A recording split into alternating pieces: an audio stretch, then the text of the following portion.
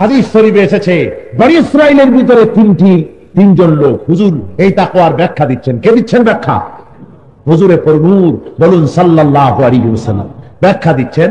তিন ব্যক্তি বনী ইসরাইলের মধ্যে কোথাও যাচ্ছিল, যাওয়ার পথে তারা আশ্রয় নিয়েছে একটা গুহার মধ্যে। হঠাৎ করে উপর থেকে একটা বিরাট পাথর এসে গুহার মুখ বন্ধ করে দিল। তিনটা লোক এখন বেরোবার আর তো কোনো পথ নেই, এখন মরে যাবে। বিরাট পাথর এসে গুহা মুখ বন্ধ করেছে। তিনজন তো দূরের কথা, অনেকজন মিলে চেষ্টা করলো এই গুহা মুখ থেকে পাথর সরিয়ে তাদের বাঁচবার কোনো পথ নাই। তিনজনের মধ্যে যে ব্যক্তি মুরব্বী ছিল সে ব্যক্তি বলল, আসো, বাঁচবার তো পথ নাই। এখন আমরা আল্লাহকে ভয় করে জীবনে কোনো কাজ করছিলাম নাকি সেই কথা আল্লাহরে বলি, দেখি সেই কারণে আল্লাহ আমাদের মাফ করেন নাকি। সবে রাজি হয়ে গেল। একজন বলল, একজনে শুরু করল, আমার একটি চাকর ছিল, আয় আল্লাহ রাব্বুল আলামিন তুমি জানো ওই চাকরটি আমাকে না বলে চলে গিয়েছিল। ওই চাকরের বেতন আমার কাছে পাওনা ছিল, আমি দেনা ছিলাম তার বেতনগুলি। চাকর যখন আর ফিরে আসে না, আমি তার পাওনা টাকা দিয়ে একটা বকরি কিনেছিলাম। ওই বকরির বাচ্চা হলো, আরো বাচ্চা হলো, তার বাচ্চা হলো, হতে হতে অনেকগুলি হয়ে গেল। একদিন ওই চাকর ফিরে এলো, আসার পরে আমি তারে বললাম, তুমি যে আমার কাছে না বলে গিয়েছো এজন্য আমি তোমারে মাফ করে দিয়েছি, আর এই মাঠ ভরা যত ছাগল দেখো সব তোমার। রাখাল বলল, হুজুর আপনি কি আমার সাথে তামসা করেন? আমি না বলে কি অপরাধ করেছি, তারপরে আপনি কি করছেন, আমার সঙ্গে কি তামসা করছেন? লোকটি বলল, আয় আল্লাহ রাব্বুল আলামিন আমি তখন আমার ওই লোককে বলেছিলাম না, তামসা করি নাই, তোমার বেতনের টাকা দিয়ে কিনেছিলাম। আয় আল্লাহ তাআলা আমি ইচ্ছে করলে তার বেতন থেকে যেটা কিনেছিলাম ওইটাই তারে ফেরত দিতে পারতাম, তা না করে তার টাকার ছাগল দিয়া যত ছাগল হয়েছে সবগুলি আল্লাহ যদি তোমারই ভয় করে দিয়ে থাকি, আর তো কেউ জানতো না তুমি ছাড়া, আমি শুধুমাত্র তোমাকেই ভয় করে এগুলি সব ফিরিয়ে দিয়েছিলাম। সুতরাং রব্বুল আলামিন এটা যদি তোমাকেই ভয় করে থাকি, তাহলে দয়া করে মেহেরবানি করে এই পাথরকে 1/3 সরায় দাও। আল্লাহ নবী বলেন, বলার সঙ্গে সঙ্গে রব্বুল আলামিন আপন কুদরতে ওই গুহার মুখ থেকে 1/3 পাথরকে সরিয়ে দিলেন। কিন্তু বেরোবার পথ তখনও হয়নি। দ্বিতীয় জন বলল, আয় আল্লাহ তুমি জানো আমার এক সুন্দরী তরুণী তন্নি চাচাতো বোন ছিল, দীর্ঘদিন আমি তার সঙ্গে অবৈধ সম্পর্ক স্থাপনের জন্য আমি চেষ্টা করতেছিলাম, শেষ পর্যন্ত পয়সার বিনিময়ে সে রাজি হয়ে গেল। বিপুল পরিমাণ অর্থের বিনিময়ে তাকে যখন রাজি করে ব্যবহার করতে যাব, এমন সময় প্রবৃত্তিকে চরিতার্থ করার সময় ওই বোনটি বলল, হে আল্লাহর বান্দা তুমি আল্লাহকে ভয় করো। শুধু এতটুকুন কথাই বলেছে, দুনিয়ার কেউ দেখতো না আমি অবৈধ কাজ করলে পরে। রব্বুল আলামিন তোমার কথা বলেছে বলে আমার কলিজায় ভয় জেগে গেল। আমি শুধুমাত্র তোমার ভয়েতে পড়ে ওই সুবর্ণ সুযোগকে আমি ছেড়ে দিলাম, আমি তাকে ভোগ করলাম না, আমি তাকে ছেড়ে দিয়েছিলাম। আল্লাহ ওই কাজটা যদি তোমারে ভয় করে আমি করে থাকি, তাহলে মেহেরবানি করে আর এক অংশ তুমি সরায় দাও। আল্লাহ নবী বলেন, বলার সঙ্গে সঙ্গে ওই পাথর আরেকটি অংশ সরে গেল। কিন্তু তখনও মানুষ বেরোবার মতো পথ হয় নাই। তৃতীয় ব্যক্তি বলছে, আল্লাহ রাব্বুল আলামিন আমি গরিব ছিলাম, কাজ করে খেতাম, সারাদিন কাজ করে কিছু পাই নাই। বাড়িতে আমার বুড়ি মা আছে, ছেলে পেলে আছে, স্ত্রী পরিজন আছে, সারাদিন কাজ করে কিছু না পায় বাড়ি এসে ক্ষুধার যন্ত্রণায় গভীর রাত্রে বিবিকে বললাম, দেখি বিবি ঘরের দাওয়ায় বসে আছে মুখখানা মলিন করে। ঘরের ভিতরে তাকিয়ে দেখলাম আমার বুড়ি মা এক পাশে শুয়ে আছেন, আর ছেলে পেলে আর একদিকে ছিঁড়ে ছুটকে তাদের পেটগুলো পিঠের সাথে গিয়ে মিশেছে। আমি গিয়া বিবিকে বললাম, বিবি কোনো খানা কি আছে, আজকে সারাদিন তো কিছু পাই নাই। বিবি আমার বলল, প্রাণের স্বামী ঘরে কিছুই নাই, ছাগল দোহাইয়া এতটুকু দুধ পেয়েছিলাম, কাউকে দেই নাই, যেহেতু তুমি সারাদিন কাজ করেছো তাই ওই দুধটুকুন তোমার জন্য জ্বালায় রেখেছি, তুমি খেয়ে নিতে পারো। লোকটি বলে, আল্লাহ রাব্বুল আলামিন আমার স্ত্রীর শুকনা মুখের দিকে তাকালাম, আমার পেট সারাদিন কাজে খুঁজেছি, কাজ পাই নাই বলে আমার পেটটাও পিঠের সাথে লেগে গিয়েছে। আমারও জীবনের দিকে তাকালাম, এরপরে আমি তাকিয়ে দেখলাম আমার কলিজার টুকরা সন্তানেরা মাটির উপরে শুয়ে আছে, ক্ষুধার যন্ত্রণায় তাদের পেটগুলিও পিঠের সাথে মিশেছে, চোখ কোটরগত হয়ে গিয়েছে। স্ত্রীর ক্ষুধা আমার মনের ভিতরে তাড়না সৃষ্টি করতে পারল না, নিজের ক্ষুধা আমার সামনে বড় হয়ে দাঁড়াতে পারলো না, কলিজার টুকরা সন্তানগুলি তাদের ক্ষুধা আমার কাছে বড় হয়ে দেখা দিল না। আমি আমার বুড়ি মায়ের কাছে চলে গিয়ে দেখলাম মা আমার ক্ষুধার যন্ত্রণায় মা আমার শুয়ে আছে। আমি আমার মায়ের কাছে গিয়া মাকে ঘুমের থেকে জাগালাম, আর ওই দুধটুকুন আমি নিজে গরম করে আমার মাকে মুখে তুলে দিয়ে আমার মাকে দুধটুকুন খাওয়াইয়া দিলাম। আমি আমার ছেলেকে খাওয়ালাম না, বিবিকে দিলাম না, নিজে খেলাম না। রব্বুল আলামিন ওই কাজটা যদি তোমাকে ভয় করে আমার মায়ের জন্য খেদমতটুকুন যদি করে থাকি, আল্লাহ তুমি দয়া করে মেহেরবানি করে পাথরের আরেকটি অংশ সরাইয়া দাও। রব্বুল আলামিনের হাবিব বলেন, বলার সঙ্গে সঙ্গে সম্পূর্ণ পাথরটা গুহামুখ থেকে সরে গেল। এর নাম তাকওয়া। প্রত্যেকটি কাজের ভিতরে আল্লাহর ভয় থাকবে, আল্লাহকে ভয় করে কাজটি সম্পাদন করা, আল্লাহর ভয় অন্তঃকরণে রেখে কথা বলা, এর নাম হলো তাকওয়া। এর নাম কি? এই তাকওয়ার মানদণ্ড দিয়ে আল্লাহ রাব্বুল আলামিন বিচার করবেন মানুষের জীবনের নৈতিকতার এবং তার ঈমানের। সুতরাং এই ঈমানের ব্যাপারে আল্লাহ রাব্বুল আলামিন সাফ করে বলছেন যে মুত্তাকি যারা, তাদের মধ্যে 5টি কোয়ালিটি হবে। যাদের কাগজ কলম আছে লিখে নিতে পারেন, না হয় মুখস্থ করতে পারেন। মুত্তাকির মধ্যে কোয়ালিটি হবে 5টা, কোরআন বর্ণিত। কিসের বর্ণিত? কোরআনের কথা। আমি কোয়ালিটি দিচ্ছি না, আল্লাহ নিজে দিচ্ছেন। মহান আল্লাহ রাব্বুল আলামিন বলেন,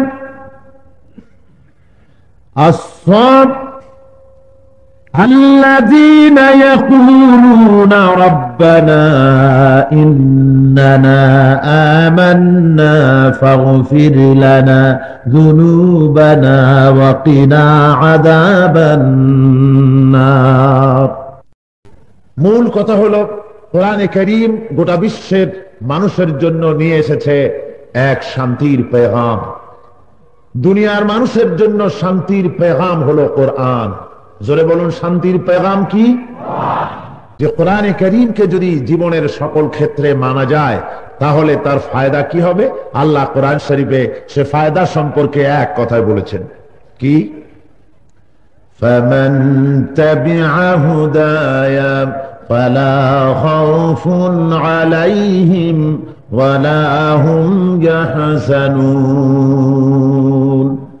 এই কোরআন শরীফকে যারা মেনে নিবে, এই কোরআনের সমাজ ব্যবস্থা, এই কোরআনের রাজনৈতিক ব্যবস্থা, অর্থনৈতিক ব্যবস্থা যারা মেনে চলবে, তাদের ব্যক্তিতে, পরিবারের, সমাজে ও রাষ্ট্রে কোনো দুঃখ দুর্দশা থাকবে না, না কোনো চিন্তা থাকবে, না কোনো দুর্ভাবনা থাকবে।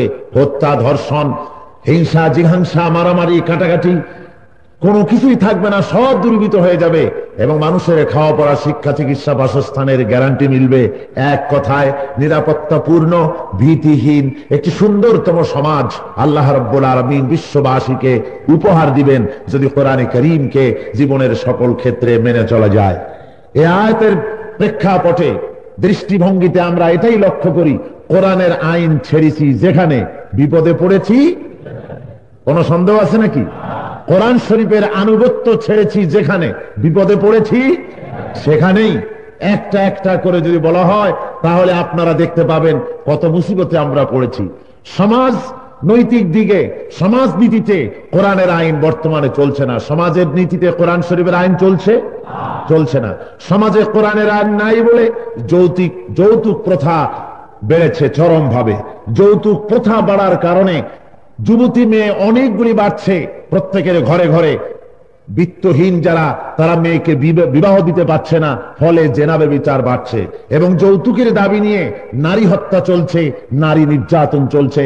সমাজে ইসলামের আইন মানা হচ্ছে না বলে এভাবে যৌতুকের শিকার হচ্ছে আজকের নারী সমাজ। ঘুষ চলছে সমাজে চরমভাবে, কোরআনের আইন নাই বলে। মানুষেরা কাজ আদায় করতে যায়, বাধ্য হয়ে তাকে ঘুষ দিতে হয়। আজকে ঘুষ না কোথায়? অফিসে যান, ঘুষ দিতে হবে। আদালতে যান, ঘুষ দিতে হবে। স্কুলে ছাত্র ভর্তি করতে যান, ঘুষ দিতে হবে। লাগে না? ঠিক কিনা বলুন? স্কুলে ছাত্র ভর্তি করবেন, কলেজে ভর্তি করবেন, ইউনিভার্সিটিতে ভর্তি করবেন, ঘুষ দেওয়া লাগবে। তারপরে আপনি এক টেবিল থেকে আর এক টেবিলে ফাইলটা একটুখানি নাড়াবেন, এই অফিসারের সামনে থেকে অন্য অফিসারের টেবিলে ফাইল বলবে আমাকে চায়ের পয়সা না দিলে আমি নড়বো না। ফাইলকে ঘুষ দিতে হবে। এমনকি ঘুষ দিতে দিতে শেষ পর্যন্ত কেউ যদি ঘুষ খেতে চায়, তাহলে কোন কোন ব্যাপারে কিভাবে ঘুষ খেতে হবে এটা যদি জানতে কেউ চায়, সে ঘুষ খাওয়ার রীতিনীতি জানার জন্য তাকে আবার ঘুষ দিতে হয়। অবস্থাটাই দাঁড়িয়েছে সমাজে যে এখন আমার মনে হয় ঘুষ বিষয়ক এক মন্ত্রণালয় খোলা উচিত বাংলাদেশ সরকারের, ঘুষ বিষয়ক মন্ত্রণালয়, যার মাধ্যমে ঠিক করা হবে কোন কোন কাজের জন্য কি পরিমাণ ঘুষ দেওয়া লাগবে তা সরকার কর্তৃক নির্ধারিত হওয়া এখন সময় এসে গিয়েছে, যেহেতু ঘুষের জ্বালায় মানুষের জীবন দুর্বিষহ হয়ে পড়েছে। বলুন ঠিক কিনা? সুতরাং দেখা গেল সমাজে আল্লাহর আইন মানি নাই বলে এসব অনাচার বাড়ছে, বেহায়ামি, বেপরদিগি, অশ্লীলতা ক্রমান্বয়ে বেড়ে চলছে। রাজনীতিতে আল্লাহর আইন মানি নাই বলে, কোরআনের আইন রাজনীতিতে গ্রহণ করা হয়নি বলে রাজনীতিতে চলছে স্বৈরাচারী মনোভাব, চলছে সেখানে অনাচার, ব্যভিচার, দুরাচার, জেল, জুলুম, অত্যাচারে গোটা দেশের মানুষের অবস্থা ত্রাহি ত্রাহি হয়ে গিয়েছে। মানুষ তার মন মস্তিষ্ক প্রসূত হাজারো দফা তৈরি করছে, আর এই হাজারো দফার চাপে মানুষের জীবন রীতিমতো রফা হয়ে চলছে। ঠিক কিনা বলেন? এখানে রাজনৈতিক ময়দান থেকে ইসলামকে দূরীভূত করে দেওয়া হয়েছে। যেহেতু কোরআনের আইন যদি রাজনীতিতে থাকে তাহলে তাদের সুবিধা হবে না, তাদের রাজনৈতিক শোষণ করা চলবে না, নির্যাতন করা চলবে না। এই জন্য রাজনীতিতে তারা ইসলাম প্রবেশ করতে দিতে চায় না, ফলে আমরা সেখানে নির্যাতিত হচ্ছি। অর্থনীতিতে ইসলাম নাই, কোরআনের আইন মানা হচ্ছে না। অর্থনীতিতে কোরআনের আইন না মানার কারণে, না থাকার কারণে আজকে কৃষক, শ্রমিক, মেহনতি জনতা, মানুষেরা কষ্টে, সুদের চাপে খেই হারিয়ে ফেলছে। কথা কি ঠিক না মিথ্যা? অর্থনীতিতে কোরআনের আইন নাই বলে, ইসলামের আইন নাই বলে আজকের চরম দুরবস্থার সৃষ্টি হয়েছে। এখানেই শেষ নয়, শিক্ষানীতিতেও কোরআনের আইন মানা হয়নি। শিক্ষানীতিতে কোরআনের আইন আছে? জোরে বলুন আছে? শিক্ষানীতিতে কোরআনের আইন আজ নাই বলে অবস্থা এই হয়েছে, কলেজ ইউনিভার্সিটিগুলিতে, শিক্ষাঙ্গনগুলিতে, জেনারেল এডুকেশন যেখানে শিক্ষা দেওয়া হয় সেই জায়গাগুলি থেকে আমাদের মুসলমান ছেলেগুলি সত্যিকারের মুমিন মুসলমান না হয়ে সেখান থেকে বেরোচ্ছে কি লক্ষ্য করুন। কলেজে ইউনিভার্সিটিতে পড়াশোনা করার পর আমরা আশা করেছিলাম এমন এমন ছেলে বেরোবে যারা ঘুষ খাবে না, জেনা ব্যভিচারে যাবে না, চুরি ডাকাতি করবে না, জেনা ব্যভিচার করবে না, ভালো হবে, সদাচারী হবে, তারা সত্যবাদী হবে, দেশকে সঠিকভাবে পরিচালিত করার জন্য সঠিক নেতৃত্ব দেওয়ার যোগ্যতা তারা লাভ করবে। কিন্তু আমাদের আশা অনুরূপ প্রোডাকশন আজকের কলেজ ইউনিভার্সিটিগুলি কি দিতে পারছে না। বরং যে ঢাকা বিশ্ববিদ্যালয় একদিন সারা দেশের গৌরবের বিষয় ছিল, দেশের মানুষেরা এই বিশ্ববিদ্যালয় দেখে শ্রদ্ধা পোষণ করত যে আমার সারা দেশের শ্রেষ্ঠ বিদ্যাঙ্গন, এখান থেকে প্রেসিডেন্ট বের হয়, মন্ত্রী বের হয়, জেনারেল বের হয়, বড় ভালো জায়গা। এটা দেখে গর্বে ফুলে উঠত জনতার যে আমাদের পয়সা কড়ি খরচ করা, রক্ত ঘামানোর অর্থ দিয়ে তৈরি করা প্রতিষ্ঠান কত সুন্দরভাবে তৈরি হচ্ছে, কত ভালো ছেলে তৈরি হচ্ছে। সেই ইউনিভার্সিটির সামনে দিয়ে এখন যদি দিনে দুপুরে কেউ পায়ে হাঁটে যায় তাহলে খুব দ্রুত গতিতে হাঁটতে থাকে। কেউ যদি রিকশায় যায় ইউনিভার্সিটির ক্যাম্পাস থেকে, তাহলে যাওয়ার সময় ড্রাইভারকে বলে বেটা তাড়াতাড়ি চালা, ইউনিভার্সিটির ক্যাম্পাস তো তাড়াতাড়ি ছাড়ি, আর দ্রুত আয়াতুল কুরসি পড়ে আর জামার বোতাম খুলে বুকে ফু দিতে থাকে, আল্লাহ এই এলাকা কোন রকম করে আমারে বাঁচাও। ঠিক কিনা বলেন? জোরে বলেন সত্য কিনা? তার কারণ কি? কারণ হলো ওই সোনার টুকরা ছেলেগুলিকে, ওই ভালো ভালো ছেলেগুলিকে কোরআনের আইন পড়ানো হয় নাই, হাদিসের আইন পড়ানো হয় নাই, কোরআনের তাফসীর পড়ানো হয়নি। 10 কোটি তাওহীদি জনতার রক্ত ঘামানো পয়সা দিয়া পরিচালিত ইউনিভার্সিটিতে কোরআনের তাফসীর পড়ানো হয় না, হাদিস পড়ানো হয় না। ঠিক কিনা বলেন? বরং কোরআন হাদিস তুলে দেওয়ার পরিবর্তে স্বার্থবাদী সরকারগুলি সব সময় তাদের নিজেদের গদি পাকা পোক্ত করার জন্য ইউনিভার্সিটির ছাত্রগুলির হাতে অস্ত্র তুলে দেয়। ঠিক কিনা বলে? আমাদের সন্তানদের হাতে, ইউনিভার্সিটিতে আমাদের কলিজার টুকরা সন্তানের হাতে বইয়ের পরিবর্তে, কোরআনের পরিবর্তে স্টেন গান তুলে দিল কারা বলুন? সরকার তুলেছে। এবং কিছু ইসলাম বিরোধী রাজনৈতিক দলেরাও আমার সন্তানদের হাতে স্টেন গান তুলে দিয়েছে, বোমা তুলে দিয়েছে, ককটেল তুলে দিয়েছে, তাদের হাতে পিস্তল, রিভলভার তুলে দিয়েছে, এবং গোটা ইউনিভার্সিটি এলাকাকে সন্ত্রাস সৃষ্টি করেছে তারা। ঠিক কিনা? সুতরাং আজকে অস্ত্রের ঝঞ্ঝানি চলছে সমস্ত বিশ্ববিদ্যালয়গুলি। গতকাল আমি আপনাদের সামনে বলেছিলাম অত্যন্ত দুঃখ করে যে এই চট্টগ্রামের গৌরব ছিল চট্টগ্রাম ভার্সিটি, সেই চট্টগ্রাম বিশ্ববিদ্যালয় বর্তমান গভর্নমেন্টের সহযোগিতায় নাস্তিকবাদী কমিউনিস্টরা এই অবৈধ গভর্নমেন্টের সহযোগিতায় সশস্ত্র গুন্ডা বাহিনী ইউনিভার্সিটিকে জাহান্নাম বানিয়ে দিয়েছে।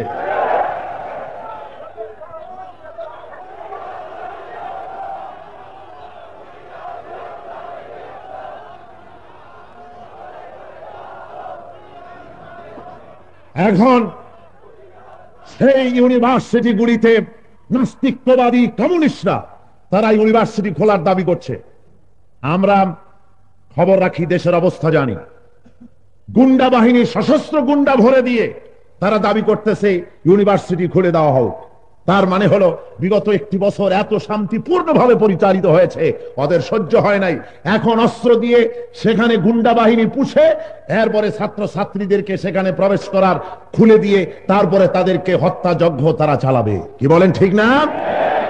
সুতরাং গুন্ডা বাহিনী থেকে যতক্ষণ পর্যন্ত চট্টগ্রাম ইউনিভার্সিটি সন্ত্রাস মুক্ত করা যদি না হয়, আর ইউনিভার্সিটি খুলে যদি আমার সন্তানকে জবাহ করার ষড়যন্ত্র চালানো হয়, মুসলমান তোমরা বরদাস্ত করবে?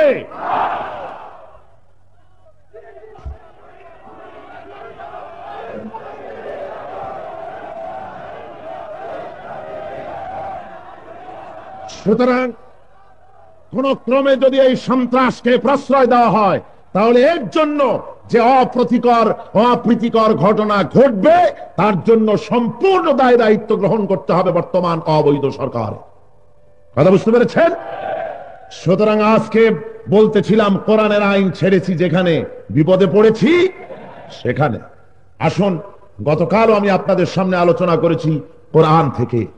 লোকেরা বলে কোরআন শরীফের তাফসীরের মাহফিলে বিশ্ববিদ্যালয়ের কথা, অস্ত্রের কথা আসে কেন? এই জন্য আসে যে কোরআন কোন বৈরাগ্য ধর্ম নিয়ে আসে নাই।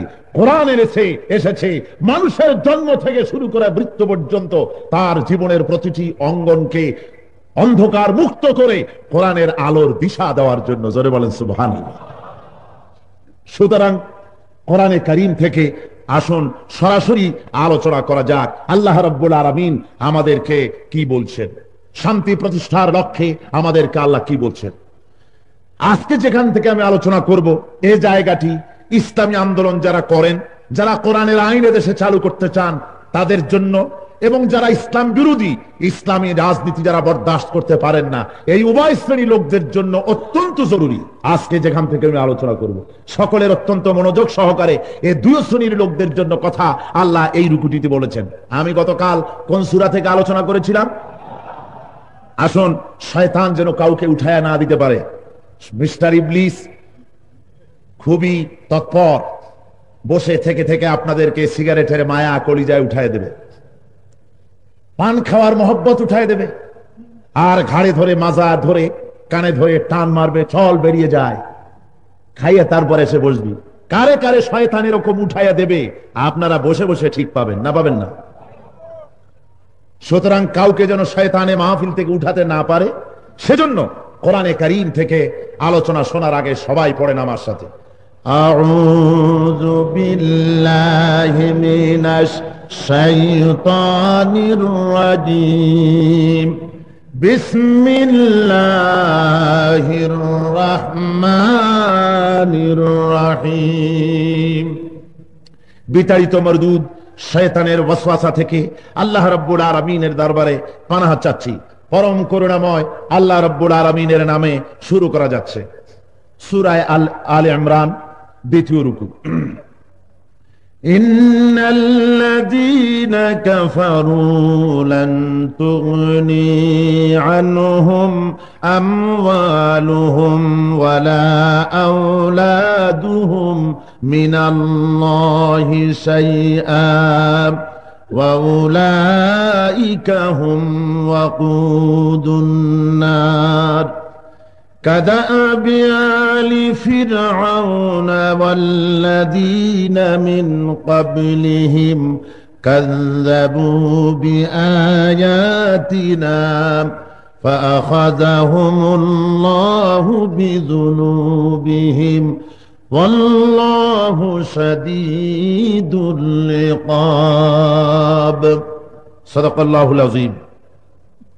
আল্লাহ রাব্বুল আলামিন কোরআনে কারীমের সূরা আলে ইমরানের 2 রুকুতে বলছেন, ইন্নাল্লাযীনা কাফারু লান তুগনিয়া আনহুম আমওয়ালুহুম ওয়ালা আওলাদুহুম মিনাল্লাহি শাইআ। যারা কুফরির পথ অবলম্বন করেছে তাদেরকে আল্লাহর মোকাবেলায় তাদের সন্তান, তাদের ধন সম্পদ কোনো কিছুই উপকার দিতে পারবে না। ওয়াউলাইকা হুম ওয়াকুদুন নার, এবং এরা জাহান্নামের ইন্ধন হয়েই থাকবে। কাদাবে আলে ফিরআউনা ওয়াল্লাযীনা মিন ক্বাবলিহিম, এদের পরিণতি ঠিক সেই ফেরাউন এবং তার সঙ্গী সাথী আর তাদের পূর্ববর্তী যারা আল্লাহর সঙ্গে নাফরমানি করেছিল তাদের মতোই হবে। কাযযাবু বিআয়াতিনা, তারা আমার আয়াতকে মিথ্যা মনে করেছিল। ফাখাযাহুমুল্লাহু বিযুনুবিহিম, এরপরে আল্লাহ তাদেরকে পাকড়াও করলেন তাদের অপরাধের কারণে। ওয়াল্লাহু শাদীদুল ইকাব, আর আল্লাহ রাব্বুল আলামিন শাস্তি দানের ব্যাপারে অত্যন্ত কঠোর। এ হলো আয়াতের শাব্দিক অর্থ। এখানে কুফর সম্পর্কে দুটো জিনিস, একটি হলো ঈমান আর একটি হলো কুফর। এই দুটো জিনিসকে আমাকে বুঝতে হবে, ঈমান কাকে বলে এবং কুফর কাকে বলে। যদি কুফর আমি না চিনি তাহলে আমার অজান্তে ঈমানদার হওয়া সত্ত্বেও কুফরি কার্যকলাপ আমার মধ্য থেকে হয়ে যেতে পারে। আবার ঈমান যদি না জানা থাকে তাহলে ঈমানের উপরে চলা মানুষের পক্ষে সম্ভব নয়। সেই জন্য দুটো জিনিসেরই পার্থক্য এবং ডেফিনেশন জানা থাকা প্রয়োজন। যেমন পশু কাকে বলে আর মানুষ কাকে বলে। পশুর আচরণ কি তা যদি মানুষের জানা না থাকে তাহলে মানুষের ভেতর থেকে পশুর প্রবৃত্তি তার অজান্তেই প্রকাশ পেয়ে যেতে পারে না। সেই জন্য আজকে আপনাদের জানতে হবে ঈমান কাকে বলে এবং কুফর কাকে বলে।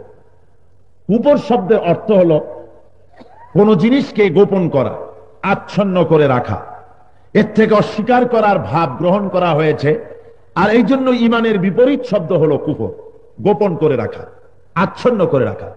ঈমানের অর্থ হলো মেনে নেওয়া, কবুল করে নেওয়া, আনুগত্য পেশ করা। আনুগত্যের মস্তককে অবনত করে দেওয়া। পক্ষান্তরে কুফরের অর্থ হলো অমান্য করা, অস্বীকার করা। এখন কোরআনের দৃষ্টিতে কুফরির আচরণ কয়েক প্রকার হতে পারে। এই আচরণগুলি যদি আপনি বোঝেন তাহলে আপনি বুঝতে পারবেন কোনটি কুফর এবং কোনটি ঈমান। কুফরের যে সমস্ত নমুনা রয়েছে কোরআনের দৃষ্টিতে, সে নমুনাগুলি হলো এই যে আল্লাহকে একেবারেই না মানা, এটা হলো কুফরির আলামত। অথবা আল্লাহর সার্বভৌমত্ব, ক্ষমতা, সার্বভৌমত্বের একমাত্র মালিক আল্লাহ রাব্বুল আলামিন, এ কথা মানতে অস্বীকার করা, এগুলি হলো কুফরির আচরণ। অথবা কুফরির আচরণ এটাও হতে পারে আল্লাহকে মানে অথচ তার বিধান মানে না, বলে যে আল্লাহকে মানি কিন্তু তার বিধানকে মেনে চলে না, এটাও কুফরির একটি আচরণ। আবার আল্লাহর বিধান অনুযায়ী চলা উচিত মনে মনে ভাবে, কিন্তু মুহাম্মদ সাল্লাল্লাহু আলাইহি ওয়াসাল্লামের নবুয়ত এবং তার প্রদর্শিত পথে চলতে তারা রাজি না, এটাও কুফরির আলামত। আবার এটিও একটি কুফরির আলামত হতে পারে যে আল্লাহ রাব্বুল আলামিনকে মানি, তার নামাজও পড়ি, তার জন্য রোজাও রাখি, কিন্তু তার তৈরি করা আইন, তার তৈরি করা বিধান, তার তৈরি করা শাসন, কোরআনের আইনকে মানতে অস্বীকার করা, এগুলি সব কুফরির আচরণের মধ্যে পড়ে যায়। এ ধরনের চিন্তা ও কর্মপদ্ধতিকে খোদাদ্রোহিতার শামিল বলা হয়েছে। কোরআনের পরিভাষায় এগুলি কি কুফর বলা হয়েছে। কোরআনে কারীম কাফেরদের আচরণ সম্পর্কে বিভিন্ন জায়গায় যে সমস্ত আয়াত এনেছে, কুফরি কাকে বলে, এই আয়াতগুলির ব্যাখ্যা শুনলে আপনাদের বুঝতে কষ্ট হবে না। কোরআন শরীফের প্রথম পারায় আল্লাহ এই কুফরি সম্পর্কে বলছেন, কাইফা তাকফুরুনা বিল্লাহি ওয়া কুনতুম আমওয়াতান ফাআহইয়াকুম সুম্মা ইউমীতুকুম সুম্মা ইউহয়ীকুম সুম্মা ইলাইহি তুরজাউন। আল্লাহ রাব্বুল আলামিন বলেন, তোমরা সেই মহান আল্লাহর সাথে কেমনি কুফরির আচরণ কিভাবে করতে পারো?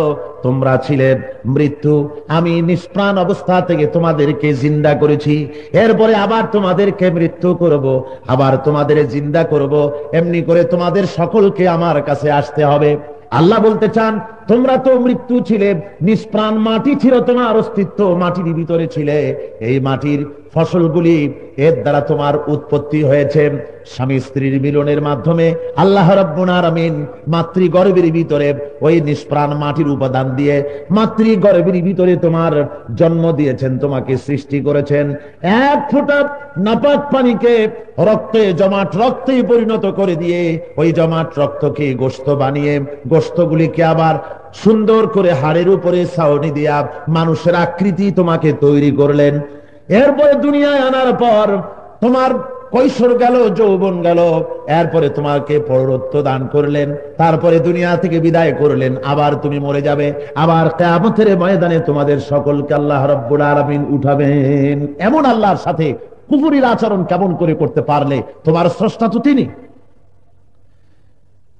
সুতরাং অবিশ্বাসী যারা, তারা নিশিম অন্ধকারে ঘুরপাক খেতে থাকে, তারা সোজাভাবে আল্লাহকে চিনতে পারে না, আল্লাহকে চিনতে তারা চায় না। যারা নাকি কাফের, অবিশ্বাসীরা অন্ধকারের মধ্যে ঘুরপাক খায়, তারা জানে না তাদের শুরু কোথায়, তারা জানে না তাদের শেষ কোথায়। আল্লাহ রাব্বুল আলামিন ওদের ব্যাপারে বলেন, ওয়াল্লাযীনা কাফারু আউলিয়াউহুমুত তাগুতু ইউখরিজুনাহুম মিনান নূরি ইলাজ যুলুমাত। যারা কুফরির আচরণ করে সেই সমস্ত লোকেরা, তাদের সাহায্যকারী পৃষ্ঠপোষক হলো তাগুত। তারা তাগুতের পেছনে ঘোরে, আর তাগুত হলো তাদেরকে আলো থেকে অন্ধকারের ভিতরে নিয়ে যায়।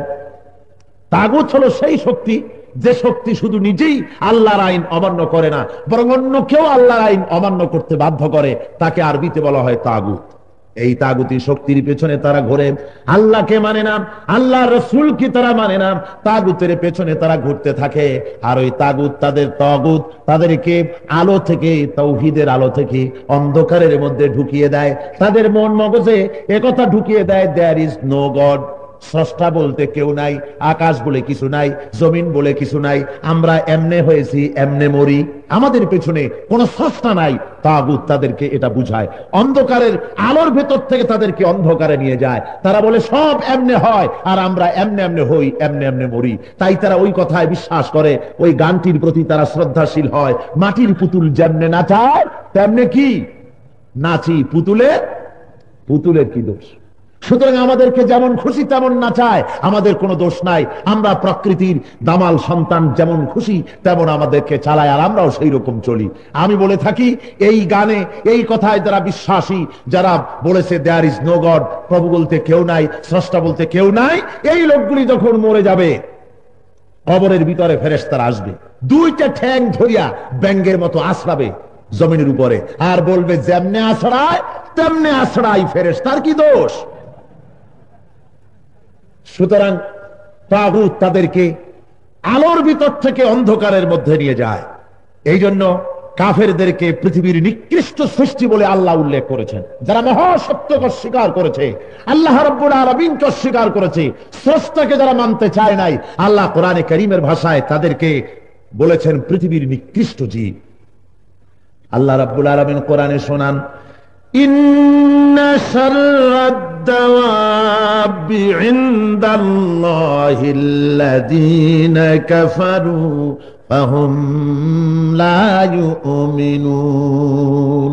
আল্লাহ রাব্বুল আলামিন বলেন, এই পৃথিবীর বুকে বিচরণশীল যত জীব আছে তার মধ্যে কাফের হলো সবচাইতে নিকৃষ্ট।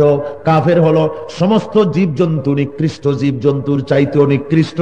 যেহেতু তারা ঈমান আনে নাই, তারা বিশ্বাস করে নাই, তারা বিশ্বাস করতে চায় না, আল্লাহ রাব্বুল আলামিনের আইনের উপরে তারা শ্রদ্ধাশীল নয়, আল্লাহর উপরে তারা বিশ্বাসী নয়। সুতরাং সমস্ত চতুষ্পদ জানোয়ারের চাইতে তারা নিকৃষ্ট, যারা আল্লাহকে অস্বীকার করেছে, যারা মহাসত্যকে অস্বীকার করেছে। কাফেরেরা দোজাহানি ক্ষতিগ্রস্ত, এখানেও তারা ক্ষতিগ্রস্ত হবে, এবং আখিরাতে পরকালেও তারা ক্ষতিগ্রস্ত হবে। কোরআনে কারীম বলছে, ফাম্মাল্লাযীনা কাফারু ফাউআযিবুহুম আযাবান শাদীদান ফিদ দুনিয়া ওয়াল আখিরাহ ওয়া মা লাহুম মিন নাসিরিন। আল্লাহ রাব্বুল আলামিন বলেন, যারা মহাসত্যকে অস্বীকার করেছে, যারা আল্লাহকে মানে নাই, দিনকে অস্বীকার করেছে, তারা ইহকালেও এবং পরকালেও ক্ষতিগ্রস্ত হবে। কঠিন শাস্তি তাদের জন্য রয়েছে এবং আল্লাহর ওই শাস্তি থেকে তাদেরকে মদত করতে পারবে, সাহায্য করতে পারবে এমন কেউ জমিনেও নাই, আকাশেও কেউ নাই। এই ধরনের মহাসত্যকে অস্বীকারীদের সম্পর্কে আল্লাহ বলছেন, কাফের হেদায়েত এবং ক্ষমা থেকে বঞ্চিত। তারা হেদায়েতের রাস্তাও পাবে না এবং তারা ক্ষমাও পাবে না। যারা নাম মহান আল্লাহ রাব্বুল আলামিন বলেন, যারা কুফরি করেছে, মহাসত্যকে যারা অস্বীকার করেছে, আর যারা নাকি সত্যপন্থীদের উপরে নির্যাতন করেছে, জুলুম করেছে, এক তো নিজেরা আল্লাহর আইন মানে নাই, অন্যদিকে যারা ইসলামী আন্দোলন করে তাদের উপরে জুলুম করেছে, অত্যাচার করেছে। আল্লাহ বলেন, আমি এদেরকে হেদায়েতের রাস্তা দেই না। কি বলেন? এ তো অতীতেও ছিল, বর্তমানেও আছে না? যারা সত্যপন্থী, সত্যের আন্দোলন করে, ইসলামী আন্দোলন যারা করে, ইসলাম বিরোধীরা তাদের উপরে নির্যাতন এবং জুলুম করে না? জোরে বলেন, করে না?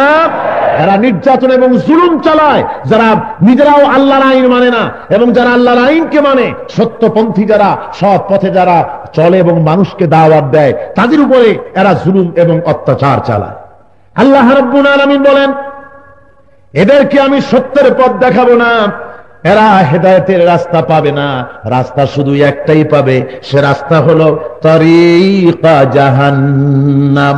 একটা রাস্তাই তারা পাবে, ওই রাস্তাটা হবে জাহান্নামের রাস্তা। জোরে বলেন নাউজুবিল্লাহ। সেই জাহান্নামের ভিতরে খালিদিনা ফিহা আবাদান ওয়া কানা আলাল্লাহি ইয়াসীরা। চিরস্থায়ী ভাবে তারা এই জাহান্নামের ভিতরে বসবাস করবে এবং তাদেরকে এই জাহান্নামে দিতে শাস্তি দেওয়া আল্লাহ রাব্বুল আলামিনের জন্য খুবই সহজ, মোটেই কঠিন কোনো কাজ নয়।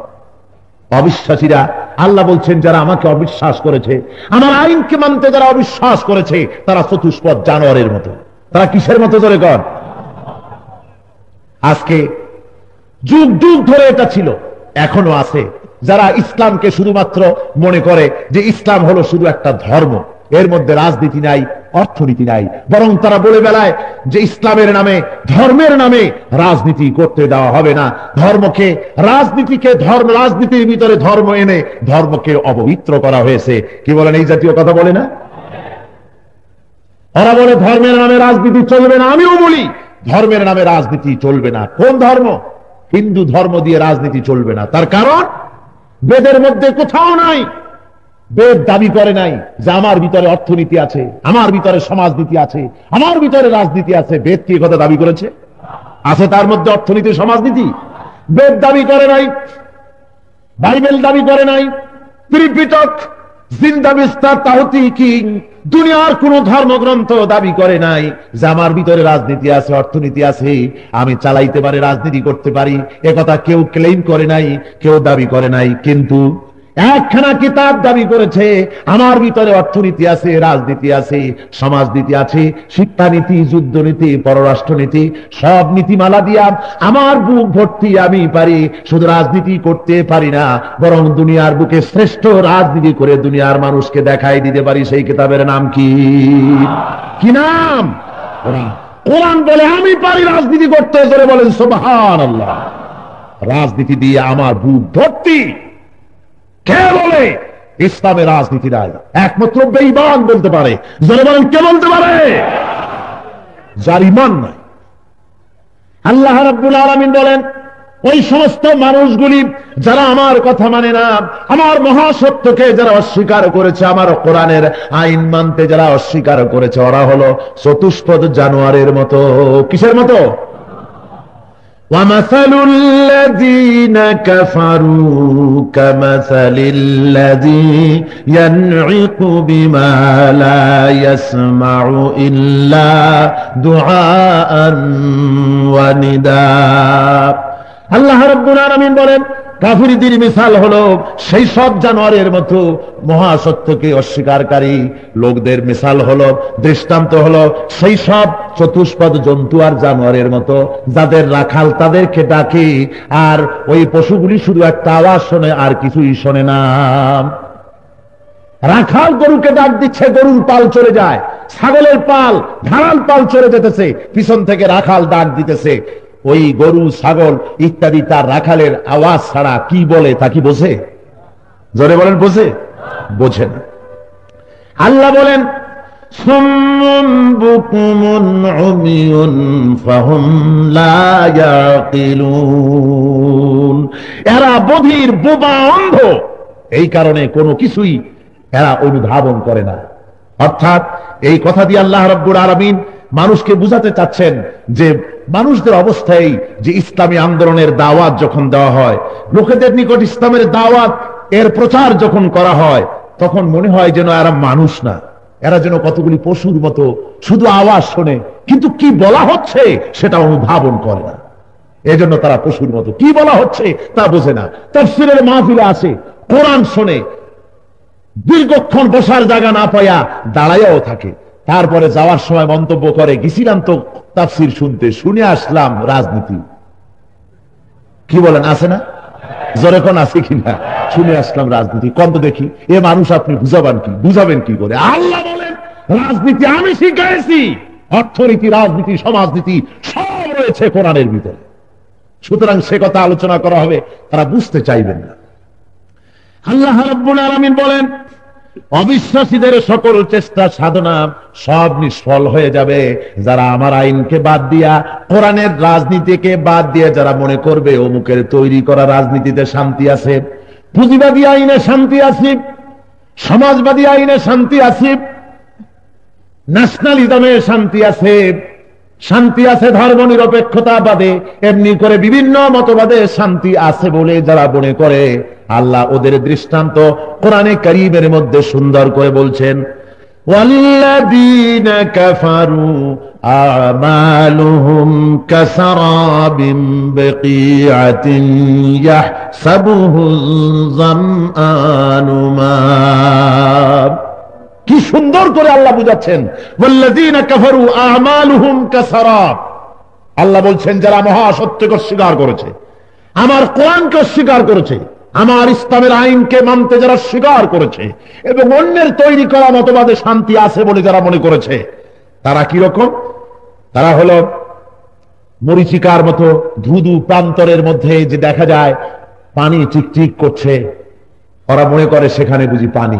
মরুচারী যেমন পথ চলতে গিয়ে তৃষ্ণার্ত হয়ে দূরে মনে করে পানি, আর সেই পানি যাকে মনে করেছিল তার কাছে যেতে যেতে পা দুটো ফুলে যায়, কষ্ট হয়। আর যখন তৃষ্ণার্ত, পিপাসার্ত হয়ে এক গলা তৃষ্ণা নিয়ে যখন সেই যেটাকে পানি মনে করেছিল তার কাছে যখন আসে, আল্লাহ রাব্বুল আলামিন বলেন হাত্তা ইদা জাআহু লাম ইয়াজিদহু শাইআ। যখন পানিটাকে মনে করেছিল তার কাছে যখন আসে, তখন এসে দেখে কিছুই না, শুধু মায়া মরিচিকা। এটা কি? মরিচিকা। যেমন আপনারা দেখেন বিপ্রহরের রোদ্রে চৈত্র মাসে, ফাল্গুন মাসে পিচ ঢালা রাস্তা দিয়ে যদি যেতে যান, তাহলে রাস্তার উপরে যেন পানি চিকচিক করছে দেখা যায়। আপনারা এরকম দেখেন নাই? মরুভূমিতে গুলি বেশি দেখা যায়। মরুভূমির ভিতরে চলতে গেলে আমরা যখন মক্কা শরীফ থেকে মদিনা মুনাওয়ারায় যখন গাড়িতে করে গিয়েছি, তখন দেখছি দূরে যেন পানি। আশ্চর্য হয়েছি, প্রথম যে বছর গেছি বললাম এই মরুভূমির ভিতরে জলাশয় কোত্থেকে এলো? ড্রাইভার বলল না জলাশয় না, কাছে গিয়ে দেখবেন কিছুই না। সত্যি যখন কাছে গেলাম, ওর কাছের থেকে যখন অতিক্রান্ত হচ্ছি, তখন যে দেখলাম বালু আর বালু, আসলে পানি বলে কিছুই নাই। কি সুন্দর দৃষ্টান্ত আল্লাহ দিচ্ছেন। যারা অবিশ্বাসী মনে করে অমুক মতবাদে শান্তি, অমুক তন্ত্রে মন্ত্রে শান্তি, যখন সেটা তারা নিজেরা কায়েম করে, এই শান্তির পথের কাছে যখন যায়, নিজেদের উপরে যখন প্রতিষ্ঠা করে, হাত্তা ইদা জাআহু লাম ইয়াজিদহু শাইআ, কিছুই পায় না, পায় শুধু গ্লানি, পায় শুধু কষ্ট, পায় শুধু অশান্তি। আর মরিচিকা, আর মরিচিকা, সেখানে পানি বলতে কিছু নাই, তৃষ্ণা সেখানে আরো বেড়ে যায়। যেমন পৃথিবীর বিভিন্ন রাষ্ট্রগুলি সমাজতন্ত্র প্রতিষ্ঠার জন্য চেষ্টা করেছে। রাশিয়া করেছিল, চীন করেছিল, বহু চেষ্টার পর কমিউনিজম সেখানে কায়েম করেছিল, চীনের বুকে, রাশিয়ার বুকে। কিন্তু তারা মনে করেছিল এটি বুঝি শান্তি হবে। পুঁজিবাদী শোষণ দিয়া পৃথিবী যখন ত্রাহি ত্রাহি করতেছিল, বাঁচাও বাঁচাও করে, সেই সময় পুঁজিবাদ থেকে বাঁচার জন্য জন্ম নিল কি? সমাজতন্ত্র। কি জন্ম নিল? সমাজতন্ত্র জন্ম নিল, কমিউনিজম জন্ম নিল। যখন কমিউনিজমের জন্ম হলো, তারা দেখলো সর্বনাশ, সোরের ঘাটের থেকে নৌকা খুলে এখন তো ডাকাইতের ঘাটি বাঁধলাম।